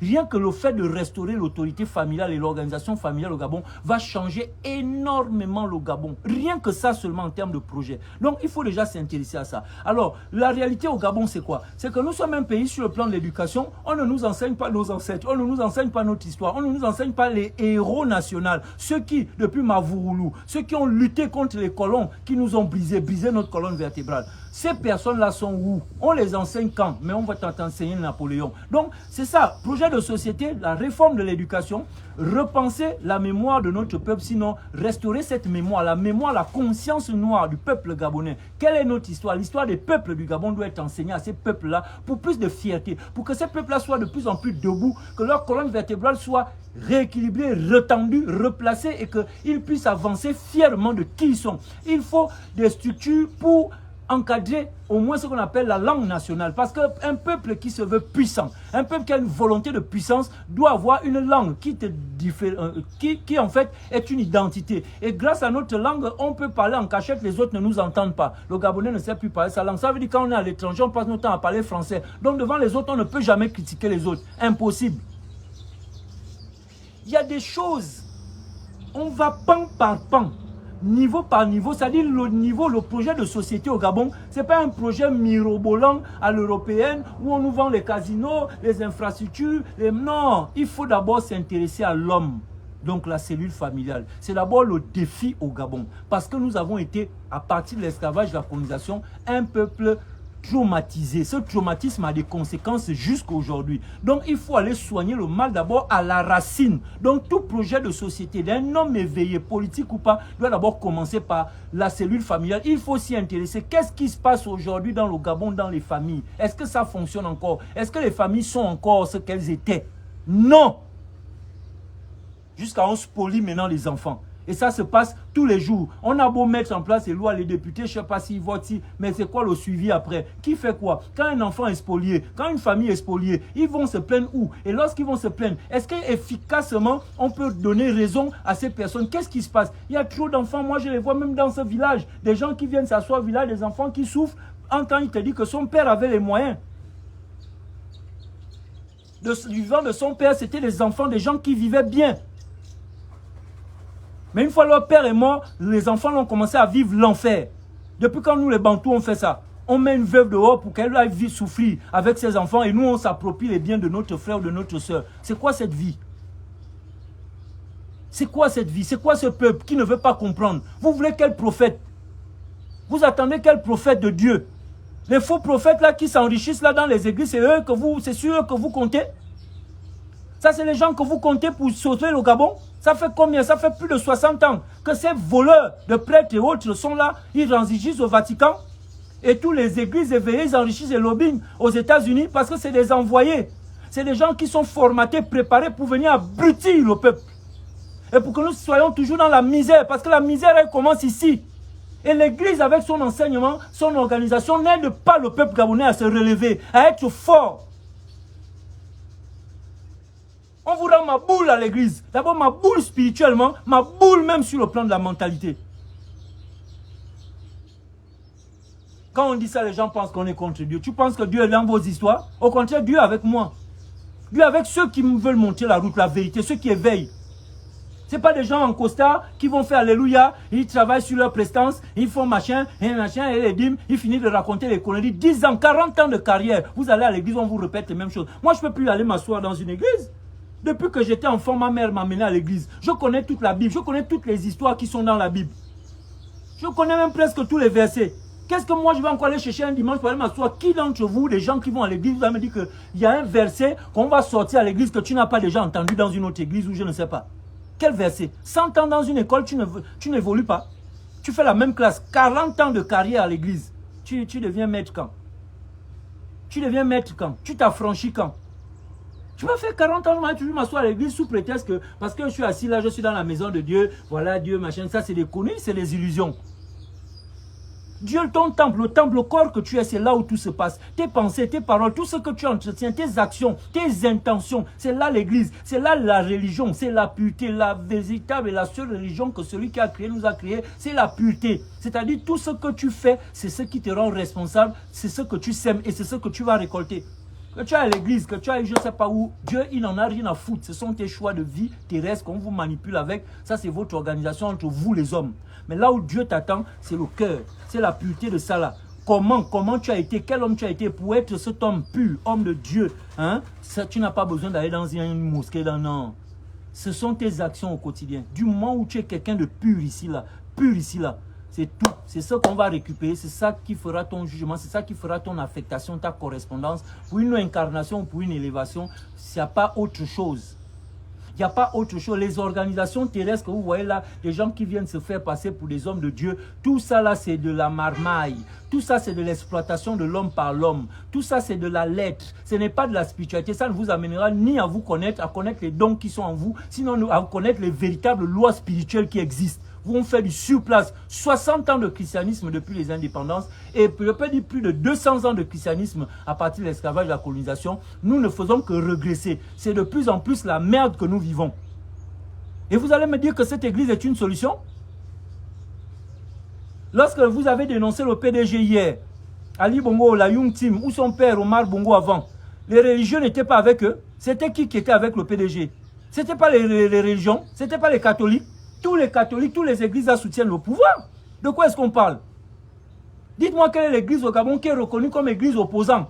C'est-à-dire que quand le peuple subit comme l'histoire des taxes là, vous voyez des hommes de Dieu qui, parce que vous tout ça, vous êtes dans les églises, ils sont censés penser à vous. Vous avez vu combien de pasteurs descendent dans les rues, vous demandez de faire une marche pour revendiquer aux députés, sinon au gouvernement, que la taxe c'est quelque chose qui va nous dépasser, on n'en a pas besoin. Combien de pasteurs ont dénoncé ça publiquement, sur leurs réseaux sociaux, ou à la télévision, ou dans leurs églises? Ils sont combien?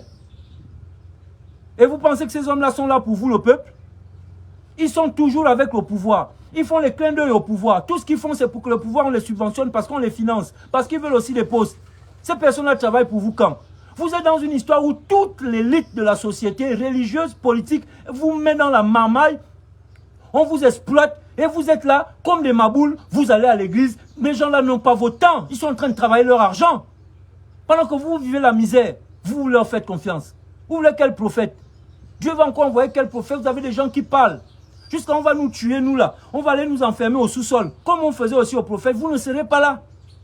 Parce que vous courez derrière les vendeurs d'illusions. Des faux prophètes habillés. Des gens qui viennent dire qu'il est prophète, mais c'est sur la Bible qu'il enseigne. Vous avez vu un prophète dans la Bible qui enseigne à partir d'un livre? Un prophète, c'est quelqu'un qui a reçu. C'est-à-dire par rapport au contexte, par rapport à une réalité, il a un message qu'on lui a donné. Et c'est ce message qu'il véhicule. Jonas qui a été avalé par une baleine, si on va dans la Bible. Jonas a reçu un message, il n'est pas allé lire un livre. Il n'est pas devenu prophète qu'il va aller lire un livre, il va aller réciter ce que les autres prophètes ont eu à dire. C'est faux, ça c'est pas un prophète. Un prophète n'a pas besoin d'un livre. Un prophète c'est quelqu'un qui parle par la puissance de Dieu, la puissance de l'Esprit divin que chacun d'entre nous avons, mais que lui il a réveillé. Et donc quand il parle, il vous sort, il vous oriente, il bombarde. C'est ça un prophète, il a un message. Si vous remarquez, un prophète, généralement ces messages tournent autour toujours d'un thème. Ou deux ou trois thèmes. C'est pas qu'il va venir parler de tout, il va pas venir parler de globules blancs. Non, il va venir parler de toujours du social, de l'élévation spirituelle. Il a des thèmes bien définis pour orienter le peuple. Vous voulez encore quel prophète aujourd'hui? Vous attendez quel prophète? Chaque génération, chaque époque a ses propres prophètes. Les gens de 2000 ans là, c'était pour les réalités et les problèmes de l'époque. Si les gens les ont suivis, tant mieux. Si les gens ne les ont pas suivis, ça c'était leur problème à l'époque. Mais votre époque là, vous avez des gens que Dieu suscite pour vous appeler, parce qu'on voit, on entend vos prières.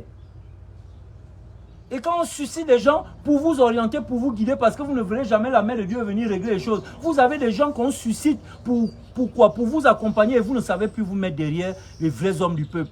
Vous préférez les vendeurs d'illusions. Ceux qui vont vous vendre. Toute l'opposition gabonaise, zéro. Ça n'a jamais existé l'opposition. Tout ça c'était de la fumée de paille. C'était de la poudre aux yeux. Vous avez toujours été manipulés par les politiques. Ils sont dans les mêmes loges, ils se connaissent. C'est vous le produit. C'est vous qu'on marmaille. Parce qu'eux, ils ont leur place. Ils ont leur famille à protéger, à faire vivre des générations et des générations. Vous pensez qu'il y a quelqu'un ici là qui est là pour vous étant dans les loges? Les loges sont occidentales. Et les loges, vous pensez que c'est là pour vous? Ce sont les pasteurs, ils sont tous dans les loges. Ces pasteurs-là, moi je vous dis ça. Ils ne sont pas là pour vous. Le christianisme n'a aucune solution en Afrique.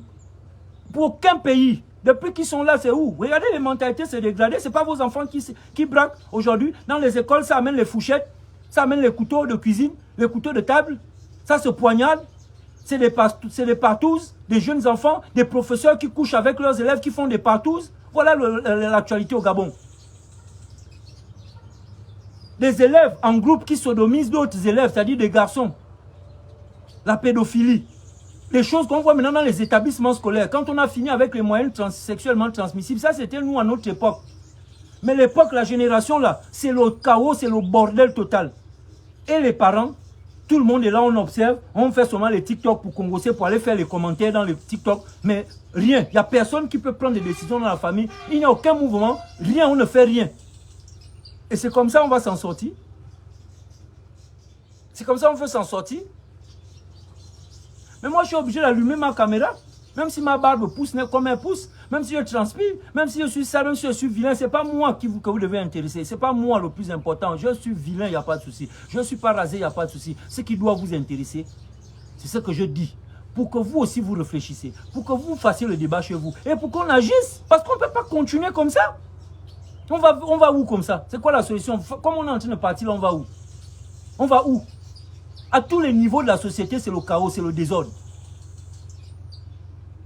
Et moi, je ne pas tringuemando. Ah, ça m'a eu enfant. Il y a bien sûr bien bon m'amener. Et moi, je ne Gima no aligi mi akum. Et moi, oui, akum ding. Mi se yama que. Mi manu que nous akum manu moura va ligna ava sesi. Et on va seigne, ava sa nge. Et du va qui on nous. Ana va nge boum.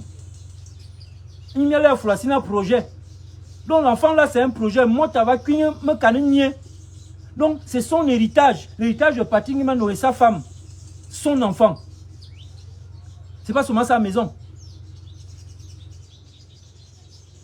C'est pas seulement ses maisons. C'est pas seulement ses projets. Non. Vous prenez l'héritage de Patrick Ngima, non, c'est comme ça, bien, bobé, kambinga, à bord. Mia nyon mende, mia nyon mina, mia nyon foban. Misile minana ya comme l'oumot dans la famille. Si elle ne peut pas épouser quelqu'un dans la famille pour préserver la femme de votre frère, la garder dans la famille, éduquer ses enfants, alors elle aura le choix peut-être d'épouser quelqu'un d'autre. Mais on ne va pas spolier, on ne connaît pas ça chez nous. Ça, c'est quel genre de comportement? Ça sort d'où? Et c'est nos ancêtres que vous dites qu'ils étaient des sorciers. Mais vous-même qui êtes finalement devenus aujourd'hui des enfants de Dieu, vous allez à l'église. C'est quoi votre bilan et où?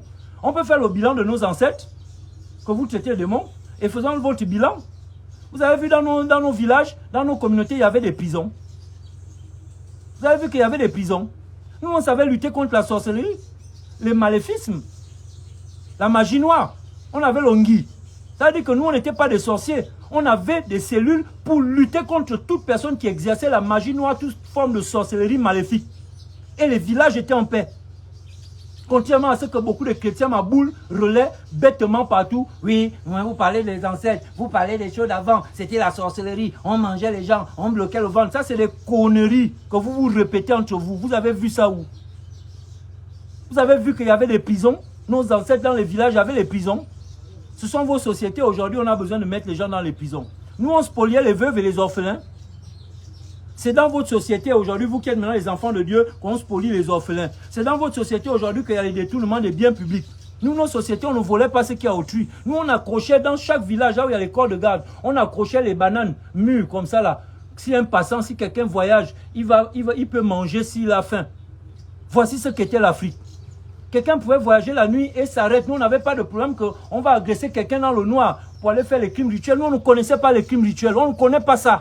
Les crimes rituels sont importés. Ça ne vient pas de nous. Nous, on dit là, moi je fais ici, je connais les collègues. On ne connaît pas les crimes rituels. Vous avez collé ça au Nganga en tant que c'est un comportement importé. Nous, on avait besoin de crimes rituels pour faire quoi? C'est pourquoi? Pour ça nous amener où? Nous, on avait besoin, on avait les députés. On avait besoin d'être président. Nous, on n'avait pas les crimes rituels pour faire quoi? Nos familles étaient suffisamment bien organisées. On allait on avait nos plantations. On avait notre façon de vivre. On avait besoin des crimes rituels pour faire quoi? Les crimes rituels, c'est les autres qui amènent ça ici et vous venez coller ça aux gens, aux Nganga, aux machins. Non, les Nganga ne connaissent pas les crimes rituels. Dans nos familles, on n'avait pas de problème de mémoire. Chaque enfant connaissait son père, son arrière-grand-père, son grand-père. Jusqu'au divin créateur, on avait notre mémoire. Donc, on enseignait aux enfants leurs parents, leur histoire, leur identité, leur culture. Ils savaient tout. Mais aujourd'hui, là, vous savez quoi? Vous ne savez même plus parler les langues de vos parents. Aujourd'hui, vous portez maintenant les noms des Occidentaux. Vous ne savez plus vous appeler Ngema, Bouanga, Moussavou, je ne sais pas, Ontala. Non, aujourd'hui, on vous appelle Eric, Serge. En fait, quand on fait le bilan entre nos ancêtres et vous, qui est perdu? Qui est perdu? C'est vous qui vivez dans la misère d'une élite politique depuis l'Occident, qui pilote tout ici au Gabon et autres. C'est vous qui souffrez, c'est nous qui souffrons, c'est nous qui encaissons, c'est nous qui en dirons tout. Mais c'est nos ancêtres que vous voulez toujours traiter de sorciers. C'est vous les sorciers, ce n'est pas nos ancêtres qui étaient les sorciers. C'est cette génération qui est sorcière. Parce que cette génération, ils ne veulent pas comprendre. Ils ne veulent pas s'aligner. Toujours en train de promouvoir la culture occidentale. Voilà Noël. Voilà. C'est là où moi je vous prouve toujours que vous êtes des abîmés, des ampoules cassées. Un pays qui a une volonté de puissance, qui parle de souveraineté. Mais vous êtes toujours en train de célébrer les fêtes qui ont lié à la culture des autres peuples. Vous célébrez Noël. Qu'est-ce que Noël a à voir avec les Bantous? Oh, l'argent des fêtes. Oh, machin, c'est la période des fêtes. Il faut les voir maintenant, les Gaounais, dans les forums familiaux. Il faut les voir maintenant partout. Oh, les fêtes. Lesquelles fêtes? Les fêtes de quoi? Vous priez les entités qui ne sont pas les entités de chez vous. Le Père Noël, c'est une entité. C'est une entité. Mettez les cœurs, partagez le direct. Ils sont là pour signaler. Je vous dis que dès que vous faites un petit répit, ils vont signaler. Donc, il faut mettre le cœur, il faut pomper le cœur. Hein? Il faut pomper. Ça, ce sont des fêtes, ça vous célébrez une entité qu'on appelle Père Noël. Vous connaissez le démon, c'est un démon qu'ils ont appelé Père Noël. C'est-à-dire, je vous ai dit, chaque fête qui naît a été préparée. Une fête, au départ, est la célébration d'une entité. Pour peu que cette entité a été bien nourrie, devient fort, elle va finir par se matérialiser dans une société. On va faire une fête. Ça va voiler une fête. En réalité, c'est un culte à ciel ouvert qu'on fait à une entité. En fait, on va vous donner les secrets jusqu'à quand? Derrière une fête se cache un culte qu'on adresse à une entité. Quand vous célébrez la Tabaski, tous les moutons que vous égorgez dans votre pays, tout le sang là, c'est à une entité qu'on offre ce sang. Mais pour leur suprématie, hein. Parce que tant que leur entité est nourrie, selon le contrat, le pacte qu'ils ont avec leur entité, eux, ils bénéficient, mais vous, vous ne bénéficiez en rien. Au contraire, vous contribuez à nourrir leur suprématie sur vous, à travers leurs entités. Le Père Noël, c'est un démon. On vous cache les choses, on construit une belle image en haut, mais c'est une entité que vous êtes en train de célébrer là. Cette entité est un démon, mais qui possède les enfants. C'est la mémoire de vos enfants qu'on attaque à travers le Père Noël. Il y a une acceptation, il y a un système. Dès que vous êtes dans le rituel, vous soumettez vous-même gracieusement vos enfants à cette entité.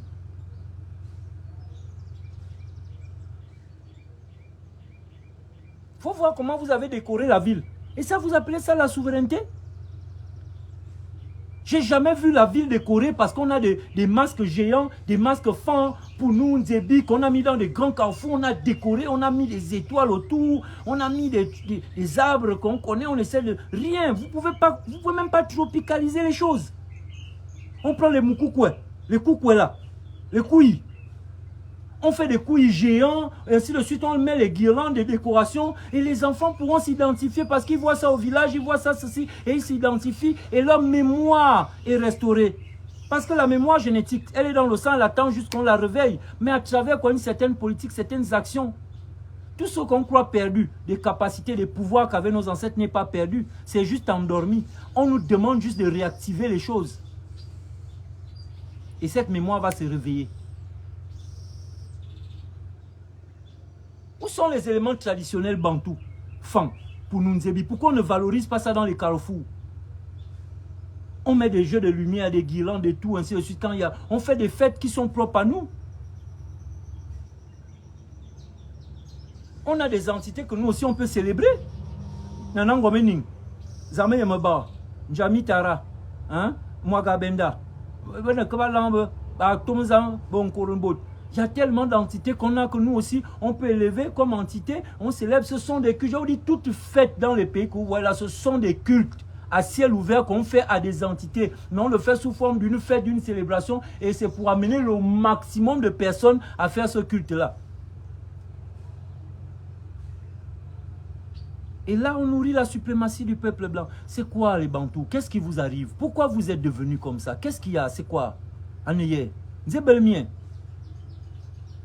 Tout aujourd'hui, c'est pour l'argent. Tout le monde est prêt à devenir mercenaire, à s'aligner derrière un homme politique, quitte à ce que, même si c'est un bandit, même si c'est quelqu'un qui n'est pas sérieux, même si c'est quelqu'un qui n'a pas une vision, on s'en fout. C'est ce qui compte, c'est qu'on va gagner de l'argent, on va nous donner un petit quelque chose. On a tous vendu notre pays. On a tous vendu le Gabon. Et nous sommes tous coupables. Tous, nous sommes coupables, chacun à son niveau. Parce qu'il n'y a pas que ceux qui sont en haut. Même en bas là, qu'est-ce que nous-mêmes on fait d'abord? Quel est le modèle que nous-mêmes on produit? Parce que les gens du haut là, ceux-là, si je commence à allumer, je suis sûr que demain ils viennent m'arrêter ici. Qui sait même peut-être que demain ou après-demain, on m'achète. On ne va même pas que les allumer, mais vous aussi, il faut vous éveiller. Parce que c'est vous qui encouragez ces personnes, ce sont les gens qui travaillent pour vous, c'est vous qui les avez élus. Mais comment les gens que vous avez élus qui travaillent pour vous, c'est eux qui vous imposent des choses et vous acceptez? Mais parce que vous-même d'abord vous êtes corrompus.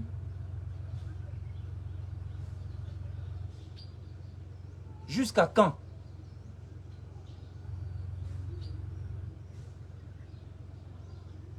Jusqu'à le président est venu nous dire, est venu dire aux gens, ces subalternes, du moins ces directeurs généraux et autres, je ne sais pas trop quoi, que voilà, il faut virer les gens parce qu'il y a des Gabonais qui ont des diplômes, qui veulent travailler, alors ceux qui manquent le boulot, il faut les virer.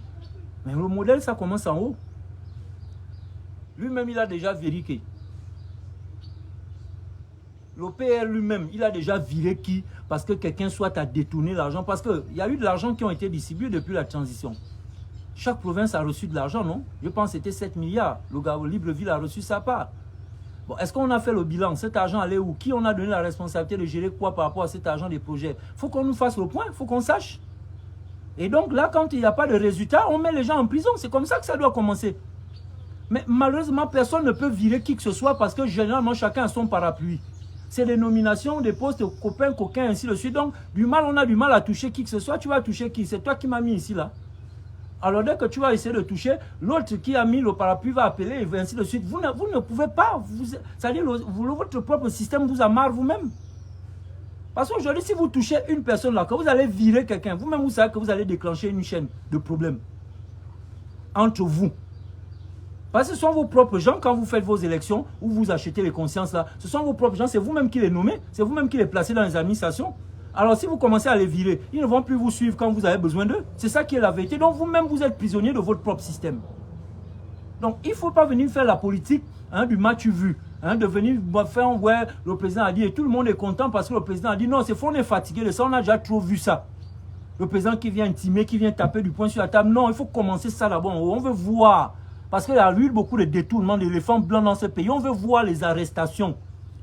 On veut voir comment aussi toi, le président, tu arrêtes les gens, que tu mets les gens en prison parce que c'est des voleurs.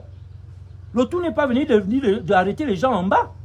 Et c'est ça que vous faites. C'est les gens d'en bas qu'on a cassé les maisons parce qu'on va faire je ne sais pas quel projet aujourd'hui. Ces personnes-là sont toujours à la rue, pour beaucoup. Ils n'ont rien. Des Gabonais, le bas peuple qui souffre.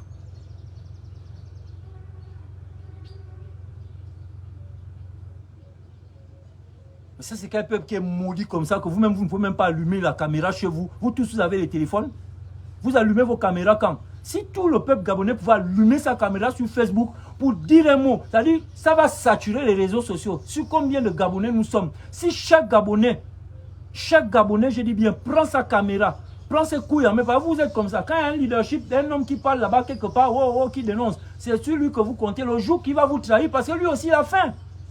Lui aussi, il a besoin de vivre. Le jour, il sera fatigué. Parce que lui, quand on le met en prison, quand on tape, quand on veut empoisonner, quand il doit fuir, quand il doit se cacher parce qu'il se cache, parce qu'il est persuadé, parce qu'il dénonce, vous n'êtes pas avec la personne, vous ne savez pas soutenir les gens. Alors, quand il va finir par se corrompre ou accepter, il va tendre la main, l'autre qui a tendu la main tendue. Lorsque la main sera tendue, c'est vous qui allez venir, oh voilà, tu as vendu, mais vous-même d'abord, vous faites quoi? Vous faites quoi? Pourquoi c'est les autres que vous voulez seulement donner en pâture? Vous-même, vous faites quoi? Vous avez des réseaux sociaux, non? Vos réseaux sociaux, c'est seulement pour monter les fesses. Vos réseaux sociaux, c'est seulement pour venir insulter Kiasso. Vous allumez quand vous-même vos caméras. Parce que Kiasso aussi, moi, je vais commencer comme ça. Comme tout le monde, j'allume ma caméra, j'ai un Facebook comme tout le monde. Donc, tout le monde peut faire un direct pour parler ce qu'il a dénoncé. Et si tout le monde pouvait dénoncer cette taxe d'habitation, tout le monde allumait les caméras, ou bien on faisait un flyer, tout le monde écrit sur son profil non à la taxe d'habitation. Mais à travers les réseaux sociaux, on allait voir cet engouement et naturellement, ça compte les réseaux sociaux aujourd'hui. Mais on ne sait pas, nous, peuple gabonais, on ne sait même pas utiliser les réseaux sociaux. Et même quand il y en a qui veulent initier les projets, on ne suit pas. On n'est plus obligé aujourd'hui d'aller marcher, puis on va vous tirer dessus, ou bien on va vous bastonner. Il y a maintenant d'autres formes de revendication qui permettent à la masse de se faire entendre. Et les réseaux sociaux aujourd'hui sont un pouvoir. Cette vidéo, quand je vais finir, je vais voir le nombre de partages. C'est comme ça que vous êtes. On parle des choses sérieuses, on va regarder, personne n'a partagé.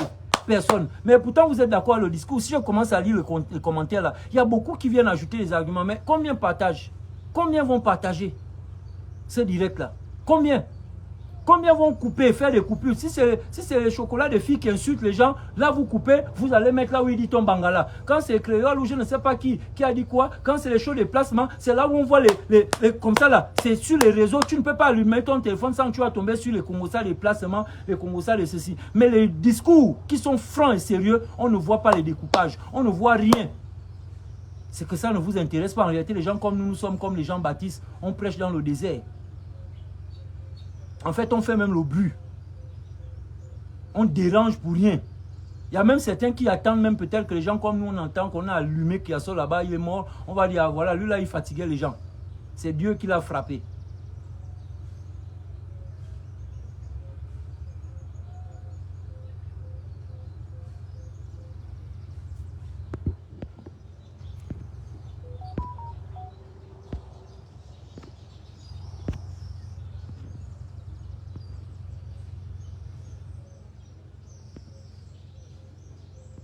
Badolo Maya. Il dit Patrick Mandong, de Grand Master. Bon, de Big Master. Ce monsieur est une légende. Je l'écoutais dans son émission Tiang Africa numéro 1. Et je parie que ça, c'est pas un Gabonais. Mais Patrick Mandong est connu de toute l'Afrique. Tout le monde connaît Patrick Mandong. Et c'est son enfant qu'on vient maltraiter, un héritage à lui. L'enfant est maltraité. Sa fille, une femme. Et demain, quand elle va être dans les placements, il y a des gens qui vont venir l'exposer. Oh non, voilà. C'est ça les Gabonais, on sait comment faire. Afficher les gens dans le négatif.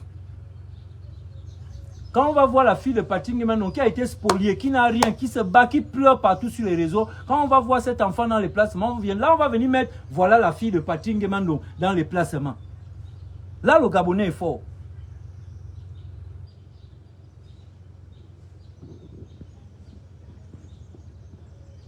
J'avais suivi une émission où un Béninois lisait l'avenir à travers la paume de sa main. Et le Béninois, c'est Patrick Mandong qui lui a appris.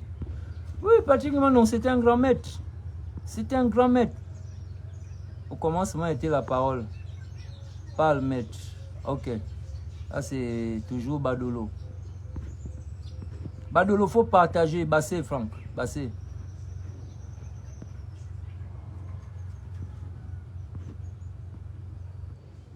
Lorsque l'on parle du grand remplacement au Gabon, on a été victime de langue nationale en perdition, les noms occidentaux mis en valeur, les cheveux lisses, perruques. Ah, ça, ce sont mes sujets. Ah, Badolo, on sent que toi, tu me suis très bien. Donc ça, c'est quand tu dis Bassé, on sent que tu es ici. Parce que c'est pas n'importe qui dit Bassé. Sauf si, je sais aussi qu'à l'étranger, il y en a qui connaissent bien le Bassé maintenant parce qu'on fait tellement la promotion aujourd'hui du Bouti.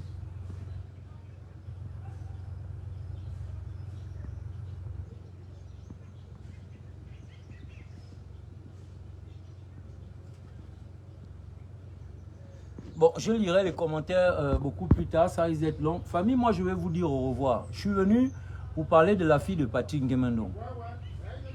La fille de Patrick Mandong est un héritage que ce monsieur nous a laissé. Là, je récapitule. L'héritage, ce n'est pas seulement les biens matériels, maisons, voitures et autres comptes bancaires et tous les projets qu'il a laissés pour lesquels les gens se battent. Il y a quelqu'un qui veut intervenir? Non, ce n'est pas seulement ça, Patrick Mandong. Patrick Mandong, c'est vraiment un patrimoine national, comme je l'ai dit. Et donc, quand on parle de son héritage, je voulais nous rappeler qu'en tant que Bantou, nous sommes de famille large, nous on est communautaire, le salut chez nous n'est pas personnel, on ne connaît pas ce genre d'approche. Ce sont des petites paroles, ça a l'air de rien, mais répéter à chaque fois, ça finit par être un virus dans notre esprit et qui va changer nos caractères et nos comportements. Le salut n'est pas personnel chez nous en Afrique. On ne réussit pas seul. Patrick Mandong a laissé un patrimoine et dans ce patrimoine, il y a sa fille, son enfant, chéri. Et nous qui nous retrouvons à travers Patrick Mandong, nous qui savons, en tout cas le Gabon, même au sommet de l'État, nous savons que dans la famille Gabon, Patrick Mandong était un enfant, un membre d'une famille, de cette famille-là, mais parmi les membres qui ont élevé notre pays. Et donc son héritage, son enfant, sa progéniture ne peut pas se retrouver dans la merde à sa mort. Même si ce monsieur n'avait pas laissé d'héritage, je crois qu'il devait y avoir un relais de l'État, une cellule, je ne sais pas si c'est le ministère des Affaires sociales, le ministère de la Famille, le ministère de la Culture, je ne sais pas lequel, ou les trois en même temps. Pourquoi pas? Ces ministères doivent combiner, doivent trouver comment est-ce que lorsque un patrimoine gabonais s'en va, comment est-ce qu'on gère son héritage derrière lui? Ces enfants ne doivent pas être spoliés. Sa progéniture, si ce dernier n'avait pas de moyens, sa progéniture doit être prise en charge par l'État gabonais. Parce que cet homme était un grand homme. Regardez Philippe Maury qui est parti. Où sont ses enfants? Où est son héritage? Est-ce que ça a été géré comment? Est-ce que ses enfants sont pris à part? Parce que ces enfants sont un héritage du Gabon. Ces enfants, on doit les trouver du travail parce que leur père a servi le Gabon au haut niveau. C'est ça la reconnaissance, c'est ça le culte des ancêtres. C'est ça honorer la mémoire de ceux qui ont façonné ce pays. Mais c'est toujours les mêmes politiciens francs-maçons, c'est eux qui bénéficient de l'argent du pays. Même quand ils perdent leur fonction, on continue à les payer, on a les fonds de souveraineté, on gère leur famille. Mais d'autres héros qui n'étaient pas peut-être des francs-maçons, qui n'étaient peut-être pas des logistes, eux, ils sont abandonnés à eux-mêmes. Marc Joss. Où est la famille de Marc Joss? Que sont-ils devenus? Mac Joss n'était pas un petit morceau. Mac Joss est connu en Afrique. Mac Joss a vendu le Gabon, sinon a réjoui les Gabonais. Alors quand un baobab comme ça décède, qu'est-ce qu'on a fait de son héritage? Et quand je parle d'héritage d'un baobab, je parle aussi de ses enfants. L'État gabonais doit avoir des fonds spéciaux lorsque un baobab est décédé pour qu'on regarde si sa famille est à l'aise, c'est-à-dire ses enfants, pour qu'on puisse les aider à s'en sortir en reconnaissance de ce que leurs pères ont fait. Voici la politique. La politique qui pense aux nationaux, qui pense à valoriser les nationaux, qui pense à valoriser, qui pense à donner la dignité aux personnes telles qu'ils le méritent. Selon qu'ils ont travaillé, on dit, qu'est-ce qu'on, je ne sais pas si c'est Roosevelt, quel président américain avait dit, ne dites pas qu'est-ce que mon pays peut faire pour moi, mais qu'est-ce que je peux faire pour mon pays. Mais qu'est-ce que nous on ne fait pas pour notre pays? Ça c'est les fausses philosophies, je ne suis même pas dedans. Les intellectuels aiment répéter des conneries, même parfois quand tu fouilles dans le fond, c'est des bêtises. Notre pays, c'est qui? Notre pays, c'est l'État, c'est les élus, c'est les gens qu'on a votés. C'est à eux de faire. On les a votés, c'est justement pour qu'ils fassent, pour que nous, on ait des opportunités. Alors, qu'est-ce qu'on veut encore nous demander qu'est-ce que vous-même, qu'est-ce que vous faites pour votre pays avant que vous ne demandiez ce que le pays fait pour vous? Non, le pays est censé faire pour nous. Nous avons élu des gens pour faire pour nous. Pour penser les politiques, comment honorer, comment donner la dignité aux Gabonais. On a donné tous les outils, tous les pouvoirs à des individus. Et qu'est-ce que ces individus nous font en retour? Qu'est-ce qu'ils nous donnent en retour? On a toujours l'impression que c'est le peuple qui doit payer. C'est toujours les peuples qui doivent payer. L'enfant de Patrick Nguemendong, il faut la récupérer. Il faut lui donner l'héritage de son père. Il faut que cet enfant soit positionné. Cet enfant ne peut pas pleurer de partout pour qu'elle finisse demain après-demain dans la prostitution ou dans les placements. Vous laissez cet enfant à qui? Vous ne voyez pas que c'est une honte? L'enfant d'un patrimoine comme Patrick Nguemendong qui est connu à travers le monde, sa fille est SDF. Sa fille pleure sur les réseaux sociaux et personne n'est ému. Mais c'est quoi cette méchanceté? C'est quoi ça? Les Bantous, nous sommes devenus quoi? Est-ce que c'est comme ça qu'on était à l'époque de nos ancêtres? Est-ce que c'est comme ça qu'on était? Est-ce que c'était les mentalités qu'on avait? C'est quoi ces mentalités? Depuis qu'on est devenus des chrétiens, des musulmans, on est devenus méchants. Individualistes. Trompeurs, voleurs.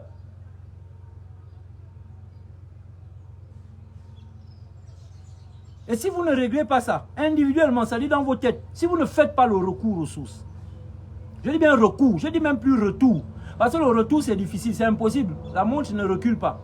Donc on ne peut pas faire un retour, mais un recours, ça veut dire un regard en arrière. Pourquoi? Pour pouvoir avancer. C'est comme la voiture, quand vous êtes dans la voiture, vous avez besoin du rétroviseur, parce que quand vous voulez doubler là, s'il y a une voiture qui vient, choc. Donc vous devez d'abord jeter un coup d'œil. Donc le coup d'œil au rétroviseur vous permet de mieux avancer et d'éviter les chocs. C'est ça le recours aux sources. Ce peuple a besoin, le recours aux sources, c'est le seul salut dont ce peuple a besoin. Nous devons repartir à des valeurs qui ont fait de nous hier des grands hommes, des grands esprits.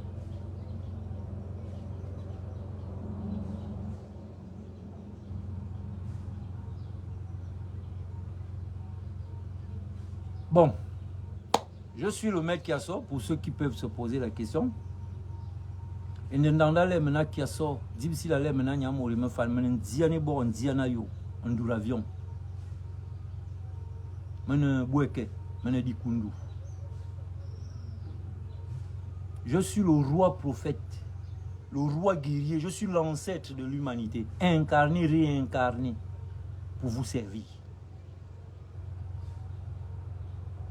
C'est vous qui perdez le temps. C'est vous qui ne comprenez pas les véritables enjeux de ce que vous sollicitez pour vous et pour votre progéniture. Parce que moi, je vois devant. Je ne suis pas quelqu'un qui regarde que là, je vois devant. Et je suis venu pour ça. Vous aider, vous accompagner pleinement dans le développement et la souveraineté véritable. Et donc, si vous avez besoin de moi, vous savez où me trouver. N'oubliez pas, je vous ai donné un projet de société concernant la famille. Parce que le reconstruire au Gabon, ça passe d'abord par un projet politique, mais sérieux, qui va mettre en valeur la cellule familiale, rétablir l'autorité familiale dans le pays. Donc, il faut des associations. Chaque famille doit avoir une association avec un chef, donc un chef de famille qui sera reconnu, parce que chaque famille doit être répertoriée au niveau de l'État gabonais. Et ces différents chefs têtes sont des gens qui feront des réunions avec différents ministères en fonction des besoins, des politiques qu'ils ont amenés dans leur famille.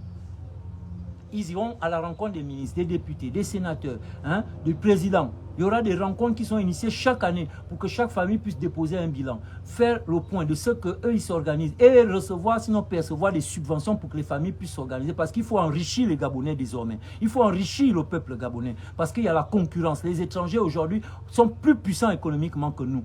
Et donc aujourd'hui, il faut cette solidarité de l'État gabonais qui remet la famille au cœur de la politique, au cœur des subventions, au cœur d'une vision qui va restaurer l'autorité de cette dernière. Et vous allez voir la transformation. Je vous dis ça parce que c'est avec ça que je suis venu comme message de salut de ce pays. Vous avez pleuré, vous avez demandé à Dieu, vous avez prié les ancêtres. Les ancêtres ont envoyé des gens pour venir vous montrer la route, pour venir vous dire ce qu'il y a à faire. Mais est-ce que vous êtes prêts? Est-ce que vous êtes disposés à nous écouter, à suivre, à nous inviter pour qu'on vous aide à mettre en place ce qu'il y a à mettre en place pour une sortie de crise véritable, au lieu des projets qu'on fait à vue? Soyez sérieux avec vous-même. Partagez-moi ces directs partout. Envoyez dans chaque famille, chaque maison. Les gens doivent écouter ce qui a été dit aujourd'hui. Aujourd'hui, c'est quel jour? Moi-même, je vais découvrir d'abord la sorcellerie que je fais là, à travers le jour. Aujourd'hui, c'est quel jour? Je savais. Jeudi. Ça ne pouvait être que jeudi. Je ne vais pas vous dire pourquoi je dis jeudi. Ça me... Bref, que la paix soit sur vous. Que ce message soit vraiment une nourriture spirituelle et physique qui va rentrer en vous et qui va transformer chaque organe, chaque cellule de votre corps, vos mentalités, et vous pousser à l'action pour un Gabon nouveau, pour une Afrique nouvelle, pour un peuple noir affranchi et libre, sinon souverain. Famille, que vive le Gabon, que vive l'Afrique tout entière et surtout, en termes de révolution, que vive l'AES, que vive Assimi Goïta, que vive l'autre là, Ibrahim Traoré et Tchani. Et Ibrahim Traoré, spécifiquement, je voulais encore te dire merci. Tu es un vrai leader africain. Toi, au moins, tu écoutes les animistes que nous sommes. Tu écoutes les kamites. Tu as interdit chez toi le port des perruques de lisses là. D'abord, c'est interdit de vendre maintenant les perruques de cheveux lisses au Burkina Faso. Voilà un vrai chef qui veut redonner la dignité au peuple noir. Les femmes actuelles sont en train de pourrir la dignité de l'homme noir. Vous nous foutez la honte à porter les perruques de cheveux lisses. Si vous voulez porter les perruques qui reflètent la nature de vos cheveux. Chaque peuple est le promoteur de ses caractères naturels. Vous n'allez jamais voir une femme blanche aller au travail, à un entretien, à l'église, je ne sais pas où, avec des perruques de cheveux afro. Il n'y a que le peuple noir qui est dans cette imbécilisation des choses. Une fleur, on peut même vous mettre des fleurs à la tête, vous serez toujours belle. Donc la question n'est pas de dire que parce que vous avez ces cheveux lisses, vous n'êtes pas belle. La question, c'est pas d'être belle. La question, c'est ce que j'appelle la mission divine. Chaque peuple, pour peu que tu es noir, Dieu t'a donné une mission naturelle, c'est de contribuer à la promotion de l'identité de ton peuple. Sinon, l'identité d'abord du corps physique, hein, de cette morphologie, de ce que tu représentes. Et lorsque toi, tu portes des perruques, des cheveux lisses là, tu es maudite. Tu n'es pas en train de promouvoir l'identité noire, tu promeus l'identité de la femme occidentale. Lorsque la femme occidentale porte une perruque, tu peux savoir qu'elle porte une perruque. Non. Mais vous, les femmes noires qui avez les cheveux lisses, on n'a pas besoin d'aller midi à 14h. Quand vous voyez, on sait déjà que c'est faux, usage de faux. Et vous voulez vivre comme ça avec cette image de faux? Même quand on met le faux doit ressembler à la réalité pour que les gens ne détectent même pas que c'est un faux. Mais vous, dès qu'on voit perruque, on sait déjà que c'est faux. Et donc, vraiment, Ibrahim Traoré, tu restes pour moi aujourd'hui un modèle de chef de guerre, d'un homme, d'un vrai, un dur, un tatoué. Que vraiment, je sais pas, j'intime à toute l'armée céleste, l'armée spirituelle, celle qui m'accompagne même, de veiller aussi sur toi. C'est-à-dire, moi-même, je mets mon armée spirituelle à ton service aussi pour que rien ne t'arrive. Que tu sois protégé au maximum, plus, et que tu inspires l'Afrique tout entière et ses dirigeants. Merci d'avoir interdit ces conneries. Toute une industrie qui ne profite pas à l'Afrique. Des faux cheveux. L'Afrique gagne quoi dedans? C'est une industrie qui nourrit l'économie des autres et qui imbécilise la femme africaine. Mais attends, c'est quoi ces dirigeants que nous avons qui n'ont pas de vision, qui ne cherchent pas à restaurer la dignité du peuple noir? On laisse les gens faire n'importe quoi. Bref, je risque de continuer à parler, je m'arrête là. Mais ce live, n'oubliez pas de le partager. J'ai tout dit, j'ai tout mis dedans. Comme dans tous les lives d'ailleurs. Mais là, j'ai mis quelque chose, c'est pour vous. Vous allez me revoir, je ne sais pas quand. Je ne sais pas quand. Peut-être même demain ou aujourd'hui. Mais quand moi je pars, vous savez que je peux revenir dans un mois. Famille, Ce live-là, chaque Gabonais doit l'écouter. Si ce live-là ne transforme pas les gens, alors vous êtes maudits à jamais. Mais je sais que non. Je sais que non. Le Gabon vous arrive. Le Gabon nouveau, la nouvelle ère. La nouvelle ère, elle vous arrive.